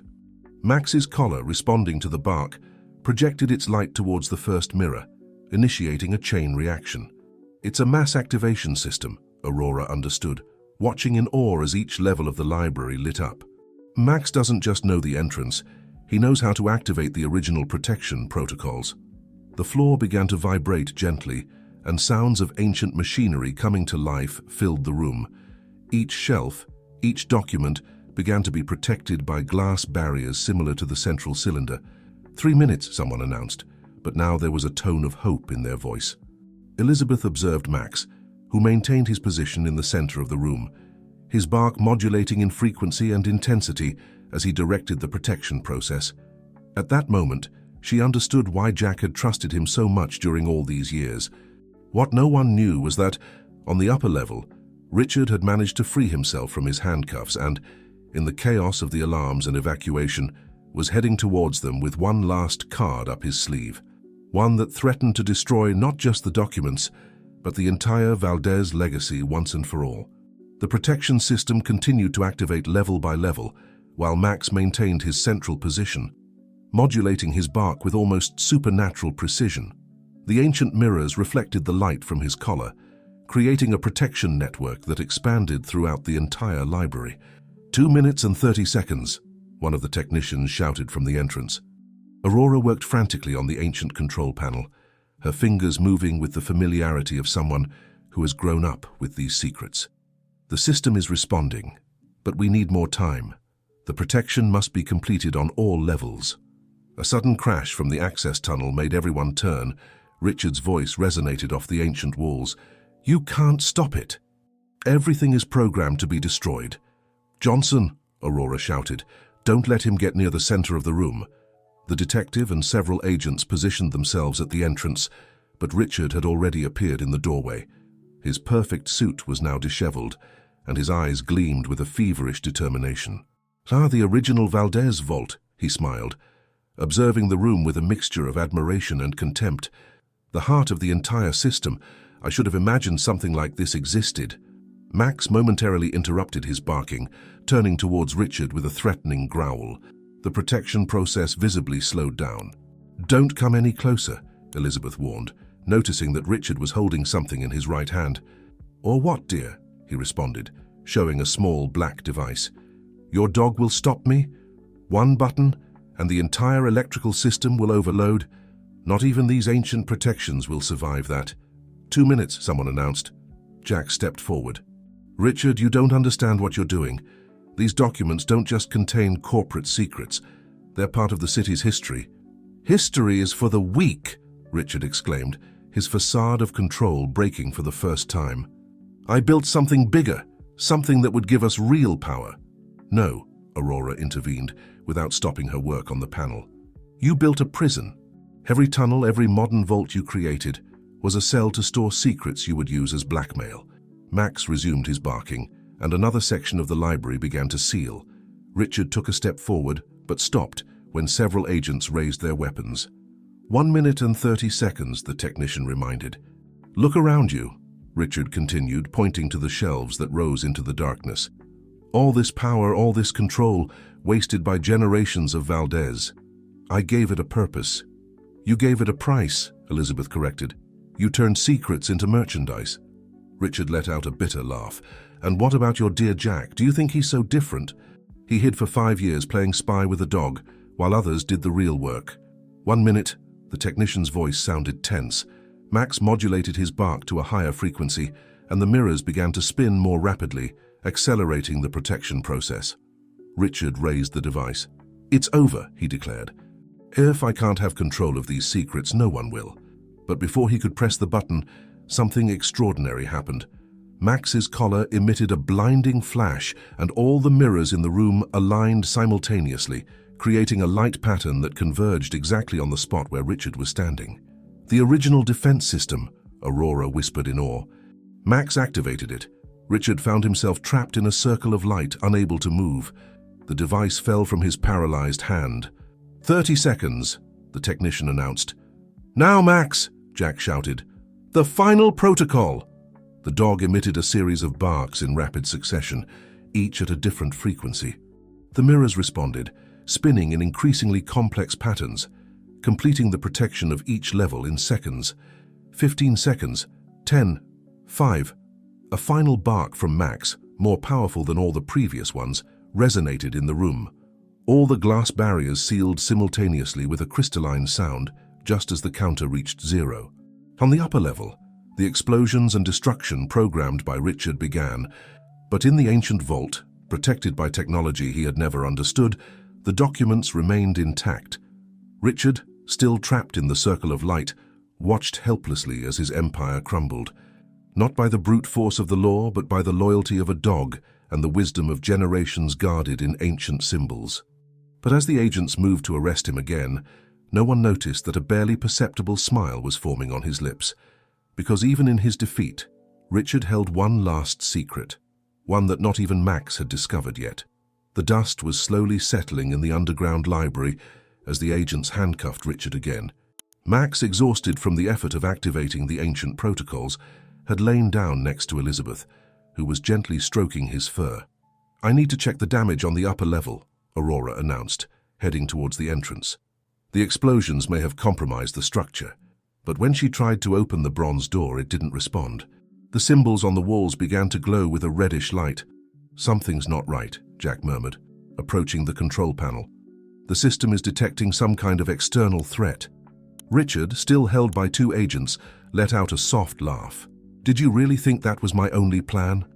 Modern systems aren't the only ones that can be modified."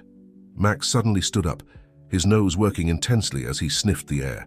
A low sound, almost imperceptible, began to resonate in the walls.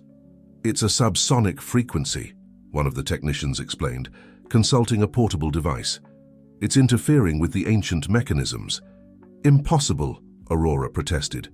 "The Valdez systems are immune to modern electronic interference, but not to mechanical," Richard smiled. "I spent years studying the original building plans. Every frequency, every resonance, even Max's barks, everything can be replicated and distorted." As if confirming his words, the mirrors began to vibrate subtly, their angles changing millimeter by millimeter. The glass barriers protecting the documents emitted an unsettling hum. "He's using the place's natural resonance against us," Jack realized. "If the frequency reaches the critical point, the entire protection system will collapse," Aurora completed, her fingers flying over the ancient panel. "And this time there will be no way to stop it." Max began to move restlessly around the room, stopping at different points, as if searching for something. His collar glowed erratically, affected by the invasive frequencies. "Elizabeth," Jack called urgently, "do you remember when Max appeared in your garden? Did you notice anything unusual about his behavior?" Elizabeth closed her eyes, trying to remember. He was scratching the ground, like he does when he finds something important, but he also seemed to be listening to something. "That's it!" Aurora exclaimed. "He wasn't just following the plan to find you. He was calibrating his hearing to the correct frequencies." The low sound intensified, and some of the glass barriers began to show tiny cracks. Richard watched everything with barely contained satisfaction.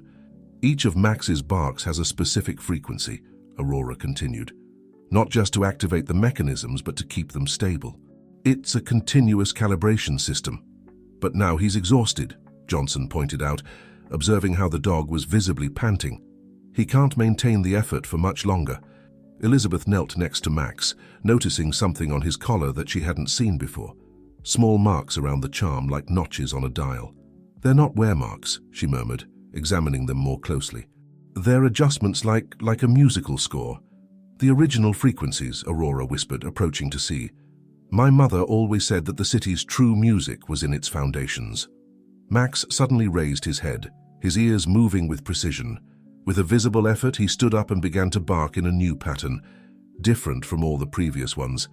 "He's countering the invasive frequencies," the technician explained, monitoring the levels. "But he needs more power."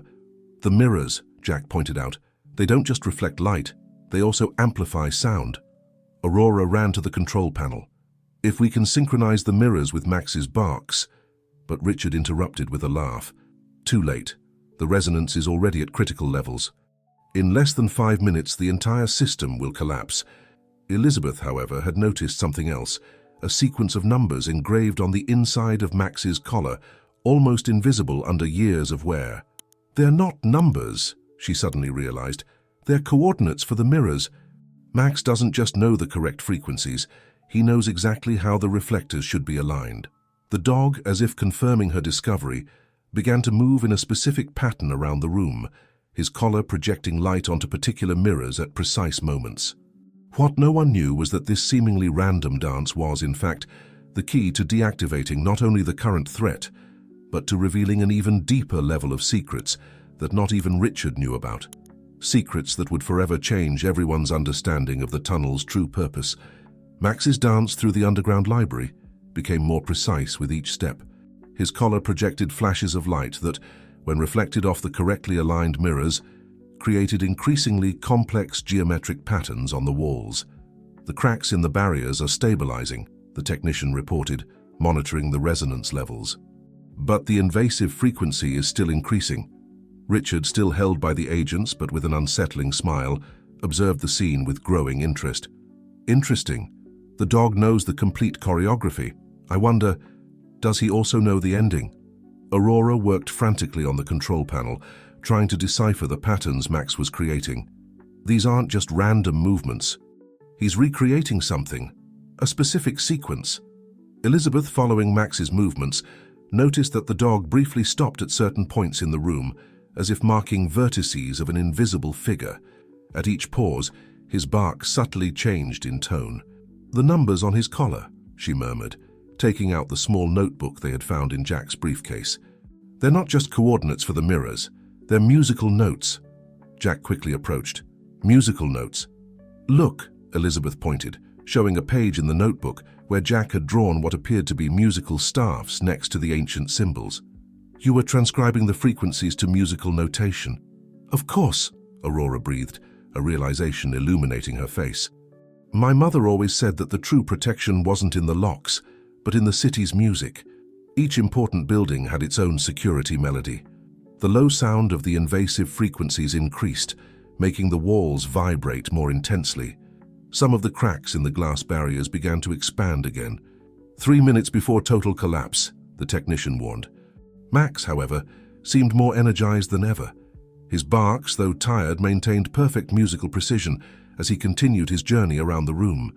"He's composing," Elizabeth understood. "Each bark, each position, is part of a larger score."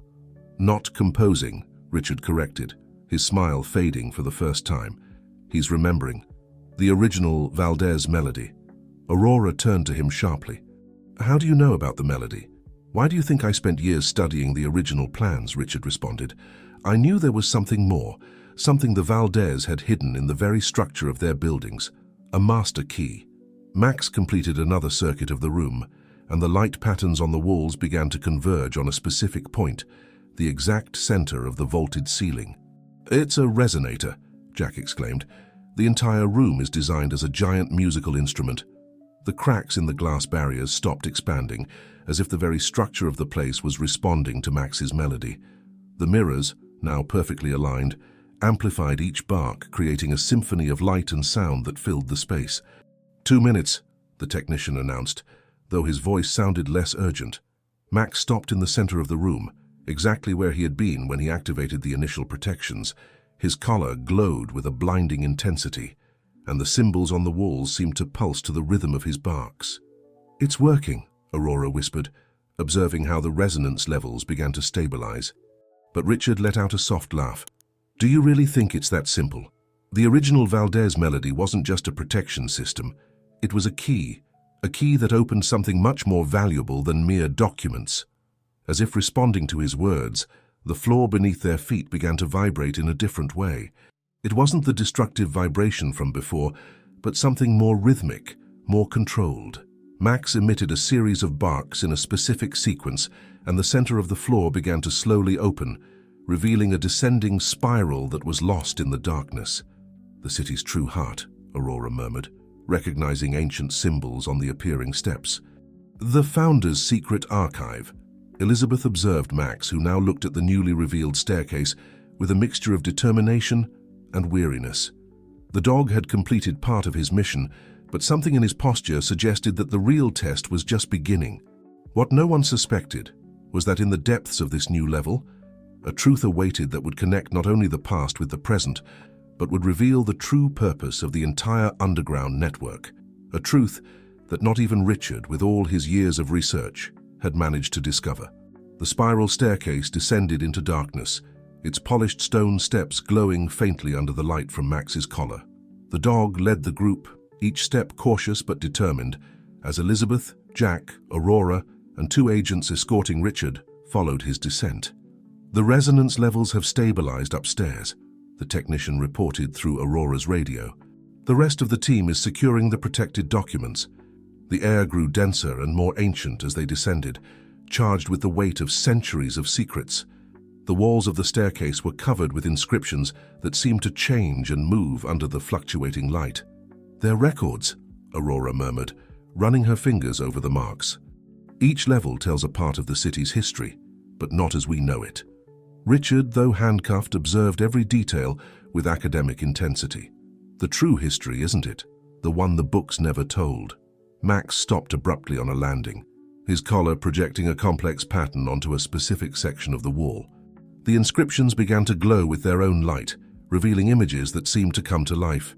"It's a map," Elizabeth whispered, watching in awe as the luminous lines formed a 3-dimensional plan of the city. "But it's different. It shows structures that don't exist on the surface." "Or that no longer exist," Jack corrected. "Look at the dates in the margins. These plans are from the very foundation of the city." Aurora moved closer to the glowing map. "The tunnels we know, they're just a small part. The original network was much more extensive, and it had a specific purpose." "Preservation," Richard completed, his voice mixing admiration and frustration. "The founders didn't just build a city, they created a living archive, a way to protect knowledge through the centuries." Max barked softly, drawing attention to another section of the wall where new images were forming. They showed a series of interconnected chambers, each dedicated to a different aspect of knowledge: science, art, history, technology. "My family," Aurora explained, her voice loaded with emotion. "The Valdez weren't just builders or architects, they were guardians. Each generation had the responsibility to protect and preserve the knowledge that others wanted to destroy or hide." "And you turned it into an extortion system?" Elizabeth accused, looking at Richard. But Richard shook his head, an enigmatic smile on his lips. "No, dear. I was trying to access something much more valuable than mere corporate secrets. The real treasure is further down."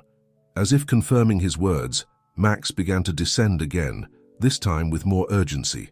The collar now projected a more intense light, and the symbols on the wall seemed to respond to his presence, illuminating the path. After what seemed like an eternity, they arrived at a massive circular chamber. The vaulted ceiling was lost in darkness, and the walls were covered with what appeared to be screens of ancient crystal, each showing different types of information in diverse languages and symbols. "The central library," Aurora breathed. "The core of the entire system." In the center of the chamber, on a raised platform, stood a pedestal with what appeared to be an ancient book. Max headed directly towards it, his collar glowing with blinding intensity. "The Founder's Codex," Richard murmured, his voice trembling for the first time. "The key to understanding the entire system." But when Max reached the pedestal, something unexpected happened.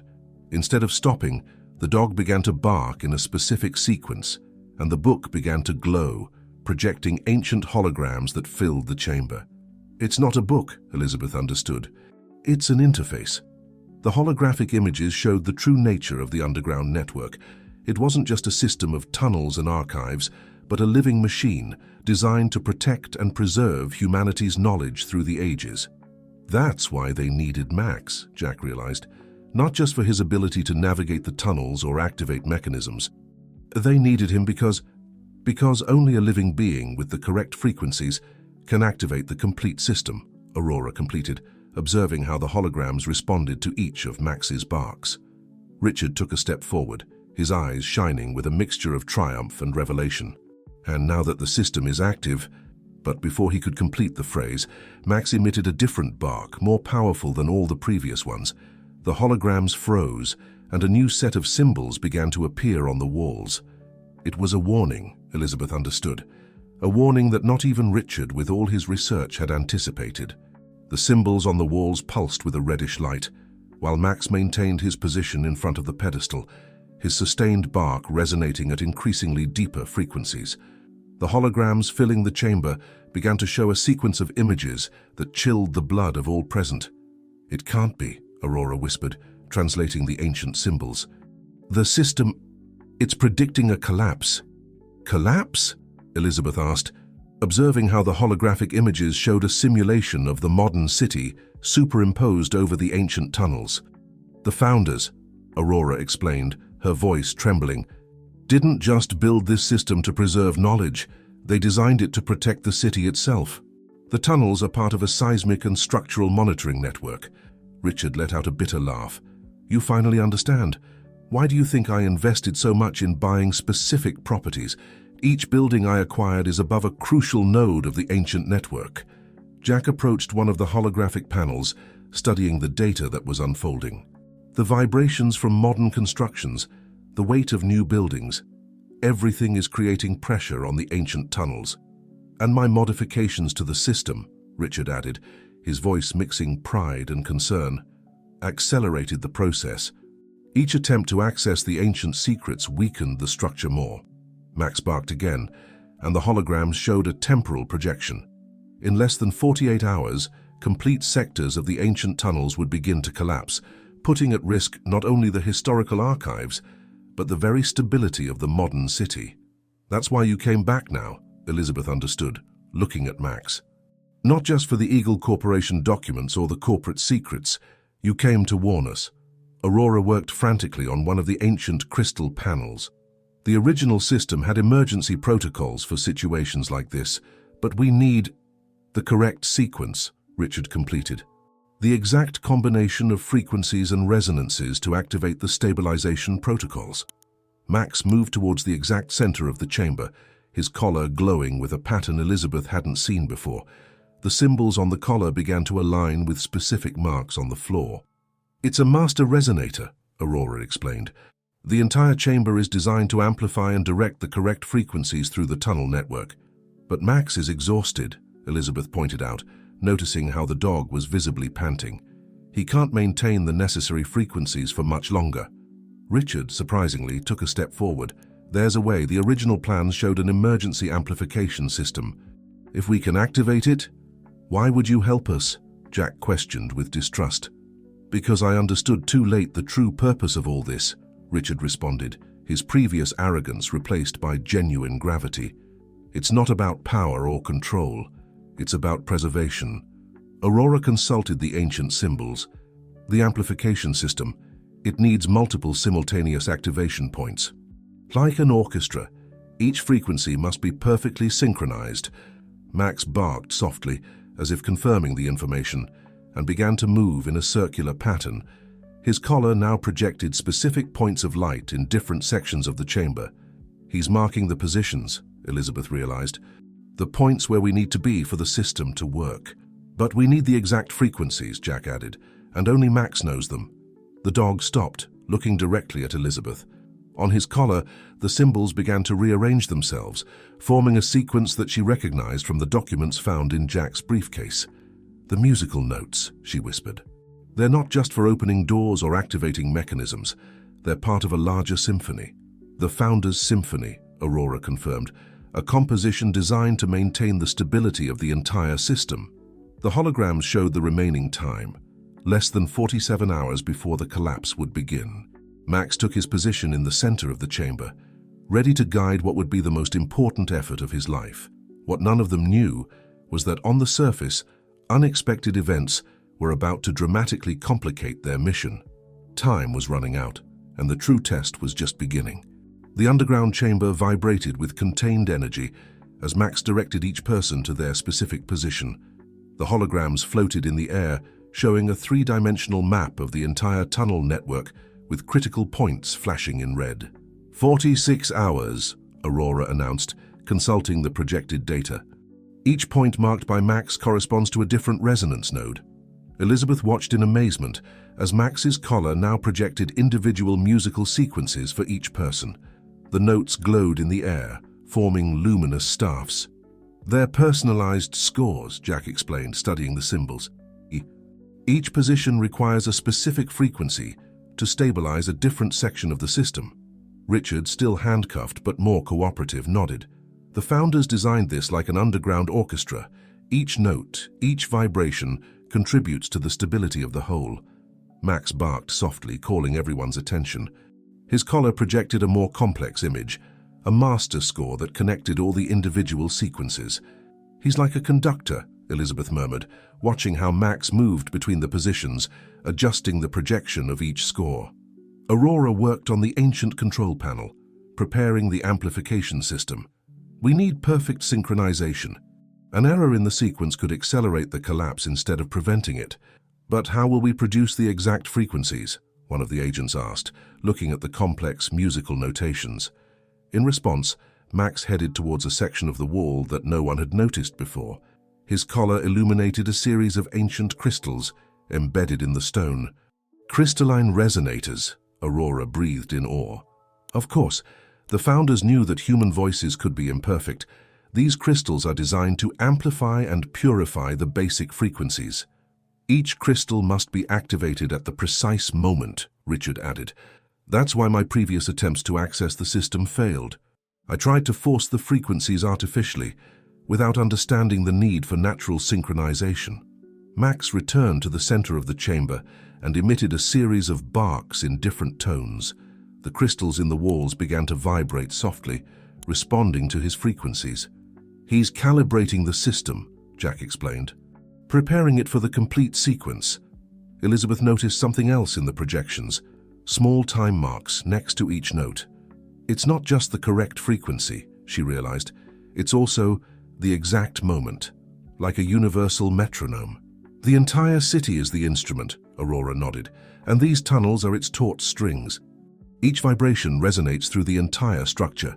Max began to move in a more complex pattern, his collar glowing with variable intensity as he guided each person through their specific sequence. The crystals responded to each movement, creating a network of light and sound that filled the chamber. 45 hours, Aurora reminded. We need at least 12 hours of continuous synchronization for the system to stabilize completely. Richard, observing the patterns forming, let out a sigh of understanding. All this time, I sought power in the secrets these tunnels held, without understanding that the true power was in their original purpose, the protection of the city itself. A gentle tremor shook the chamber, causing the holograms to fluctuate momentarily. On the maps, more points began to flash red. It's accelerating, Aurora warned. The pressure at the critical points is increasing faster than anticipated. Max barked urgently, and the crystals in the walls started to glow more intensely. It was time to begin. Everyone to your positions, Aurora ordered. Max will guide us through the sequence. Focus on your individual scores and trust the system. As everyone took their places, Elizabeth noticed something extraordinary. Max's collar wasn't just projecting light, but seemed to be absorbing the vibrations from the environment, like a conductor collecting energy from his orchestra. What no one knew was that on the surface, the first signs of the impending disaster were beginning to manifest. Small cracks appeared in the streets, and the city's seismic instruments were registering inexplicable anomalies. The race against time had begun, and success depended not only on technical precision, but on something deeper, the ability to work in perfect harmony, guided by a dog that understood better than anyone the delicate balance between the ancient and modern worlds. The first notes of the Founder's Symphony resonated through the ancient crystals as Max coordinated the sequence from the center of the chamber. Each person in their designated position followed their individual score, creating a complex network of frequencies that interwove in the air. Resonance levels are stabilizing in the northern sector, Aurora reported, monitoring the holograms. But the eastern sector shows signs of increasing tension. Max's collar glowed with variable intensity, automatically adjusting the score projections according to the system's needs. Elizabeth, from her position, noticed how the crystals near her subtly changed color with each correct frequency. It's as if the city is breathing, she whispered, feeling the vibrations under her feet. Each note is a heartbeat. Jack, concentrated on his own sequence, nodded. The Founders understood that the city is a living organism. These tunnels are its veins, and the vibrations are its pulse. A new tremor, stronger than the previous ones, shook the chamber. Several points on the holographic map began to flash intense red. Southern sector compromised, Aurora alerted. The pressure is increasing too quickly. Max reacted instantly, modifying the intensity of his bark. The crystals responded, adjusting their frequencies to counteract the growing instability. Richard, from his position, observed with a mixture of awe and remorse. All this time, I tried to dominate the system when I should have learned to listen to it. 44 hours, one of the agents reminded, consulting the holographic counters. The symphony continued, each participant contributing their part to the complex melody that maintained the stability of the tunnels. But Max was beginning to show signs of exhaustion, his breathing more labored with each bark. He won't be able to maintain this rhythm for 12 hours, Elizabeth murmured with concern. Aurora, without stopping monitoring the levels, nodded gravely. We need a long-term solution, something that can maintain stable frequencies even without Max's constant guidance. The crystals, Jack suggested, noticing how some continued vibrating even after the notes faded. They have vibratory memory.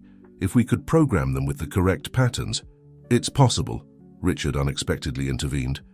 In my research, I discovered that the crystals can maintain specific frequencies for prolonged periods if calibrated correctly. Max barked in confirmation, and his collar projected a new series of symbols in the air. They were different from the musical scores. They looked more like ancient programming codes. Their calibration instructions, Aurora realized, studying the symbols. Max doesn't just know the symphony, he knows how to make the system maintain itself. But before they could implement this new information, a sharp alarm sounded from the upper levels. In the holograms, a new threat became visible. Water leaks were beginning to appear at various points in the tunnel network. "The modern drainage system is collapsing," Aurora explained, her fingers flying over the ancient controls. "The pressure is forcing connections that shouldn't exist between the new and old tunnels." Max momentarily interrupted his sequence of barks, his eyes fixed on a specific point of the holographic map. His collar projected a warning that made Aurora pale. "The water, it's not just threatening to flood the tunnels," she murmured. "If it reaches the main crystals before we complete the calibration, the entire stabilization system will fail," Richard completed, understanding the gravity of the situation. Elizabeth observed Max, who maintained his central position despite visible exhaustion. The dog had faithfully guided each step of this mission, and now, when the threat was greater than ever, his determination seemed unshakable. What no one had noticed yet was that Max's collar had begun to emit a new light pattern, almost imperceptible, directed towards a sealed section of the chamber.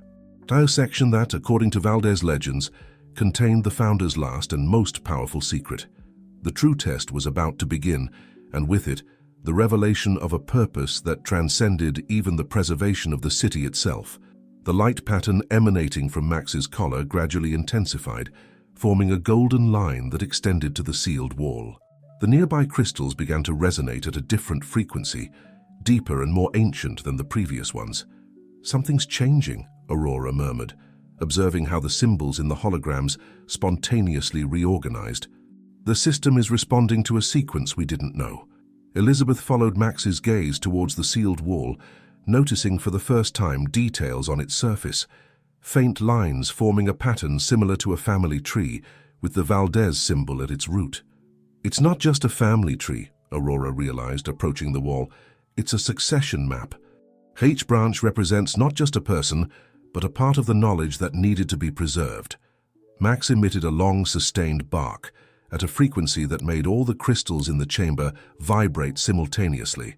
The collar projected a three-dimensional image of the tree, revealing hidden layers of information. "The Founders," Aurora explained, her voice trembling with emotion, "didn't just build this system to protect the city. They built it to preserve something more valuable, the connection between past and future." Richard, observing the projection with amazement, added, "Each generation added its own knowledge, its own understanding. They weren't just files or secrets, it was the accumulated wisdom of centuries." A new tremor shook the chamber, stronger than the previous ones. In the holograms, the water leaks were dangerously approaching critical levels. 43 hours, one of the agents reminded. But Max now seemed more energized than ever. His collar shone with a blinding intensity as he headed towards the exact center of the projected pattern. Each step he took activated new resonances in the crystals. "He's accessing the core of the system," Jack understood. All this time, the collar wasn't just a key or an instrument, it was a living interface. Elizabeth watched in amazement as Max's fur began to glow subtly, as if each hair on his body had become a conductor of light and sound. "The Valdez," Aurora explained, "always knew that the true guardian of the system wouldn't be a person. It would be a being whose loyalty and connection to the place transcended human limitations." The sealed wall began to open slowly, revealing an inner chamber that glowed with a crystalline blue light. In its center, suspended in the air, floated a unique crystal, larger and more complex than all the others. "The heart," Richard whispered. "The master crystal that coordinates the entire system." Max stopped in front of the crystal, his collar pulsing in perfect sync with the glow of the core. The holograms showed something amazing. The frequencies emitted by the dog were restoring and strengthening the deepest connections of the system. "He's not just stabilizing the tunnels," Elizabeth realized. "He's reactivating the original protections, the ones the Founders designed for the city to grow and adapt naturally." Aurora worked frantically on the control panel, integrating the new patterns. "The water, it's being redirected. The system is using the leaks to reinforce its own structures." Max emitted a final series of barks, each perfectly modulated to resonate with the master crystal. The collar projected a last sequence of symbols, which Aurora translated with tears in her eyes. "The true legacy is not in the secrets we keep, but in the wisdom we share," she read. It was the founders' motto, the truth they hoped each generation would rediscover. The glow of the master crystal intensified, expanding to fill the entire chamber. The holograms showed something extraordinary. The complete network of tunnels began to pulse with new life, each section restoring and strengthening itself. Elizabeth knelt beside Max, who finally allowed himself to show his exhaustion. "You did it," she whispered, hugging the dog. "You not only saved the city, you showed us its true heart."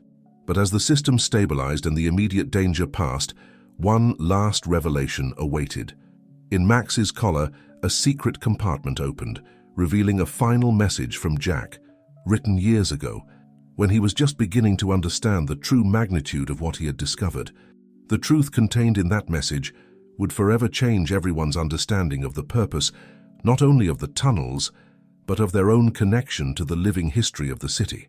With trembling hands, Elizabeth carefully unfolded the small note that had been hidden in Max's collar. Jack's familiar handwriting filled the page. "My dearest Elizabeth, if you're reading this, it means Max has fulfilled his most important mission. Not just as a guardian of secrets or a witness to hidden truths, but as a bridge between two worlds, the ancient and the modern, the past and the present.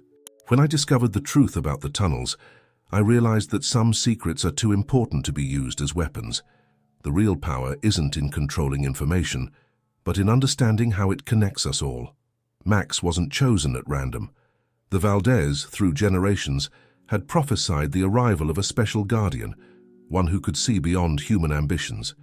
Aurora knew it from the first day she saw him, and that's why she helped me prepare him for this moment. The system we've reactivated today isn't just a network of tunnels and archives. It's the very heartbeat of the city, a living organism that grows and evolves with each generation. The founders understood that true preservation isn't about keeping things exactly as they were, but allowing them to transform while maintaining their essence. Forgive me for the years of absence, for the pain I caused you. Each day away from you was a necessary sacrifice to protect something greater than ourselves. But Max never stopped being our link, our reminder that love and loyalty transcend time and distance. With all my love, Jack. Aurora, who had been monitoring the systems, announced with an emotional voice, "The stabilization is complete. The tunnels aren't just safe, they're stronger than ever." Richard, observing the holograms showing the restored network, nodded with a mixture of admiration and remorse. "All this time I sought power in the wrong secrets. The true strength of this place was always in its capacity to unite, not divide." The crystals in the chamber now pulsed with a soft and constant rhythm, like a heart beating in perfect harmony. Max, exhausted but satisfied, lay down next to Elizabeth, his mission finally complete. "What happens now?" Elizabeth asked, gently stroking Max while looking at Aurora. "The tunnels will remain a living archive," Aurora responded, "but this time they'll serve their true purpose, preserving and sharing knowledge, not hiding it. The founders' legacy will continue, but in the way they always desired." Jack approached Elizabeth, gently taking her hand. "And we," he murmured, "have a second chance. Not just to rebuild what we lost, but to be part of something greater." Max raised his head, his collar emitting one last soft flash. The symbols on the walls glowed once more, as if the city itself was nodding to this new beginning. Months later, the tunnels had become a center for research and historical preservation, open to scholars and citizens alike. Richard, serving his sentence, dedicated his time to helping catalog and restore documents, finding redemption in the same knowledge he once tried to control. Elizabeth and Jack gradually rebuilt their relationship, strengthened by the understanding that their story was part of a larger fabric, a narrative that intertwined with that of the city itself. And Max, the faithful guardian who had united all the threads of this story, continued his vigil no longer as a protector of secrets, but as a living symbol that loyalty, love, and truth will always find their way to the light. The collar, now a reminder of his extraordinary mission, rested in a place of honor in the main chamber, its light softly pulsing to the rhythm of the city's heart, reminding everyone that the true treasures are not those we keep, but those we share.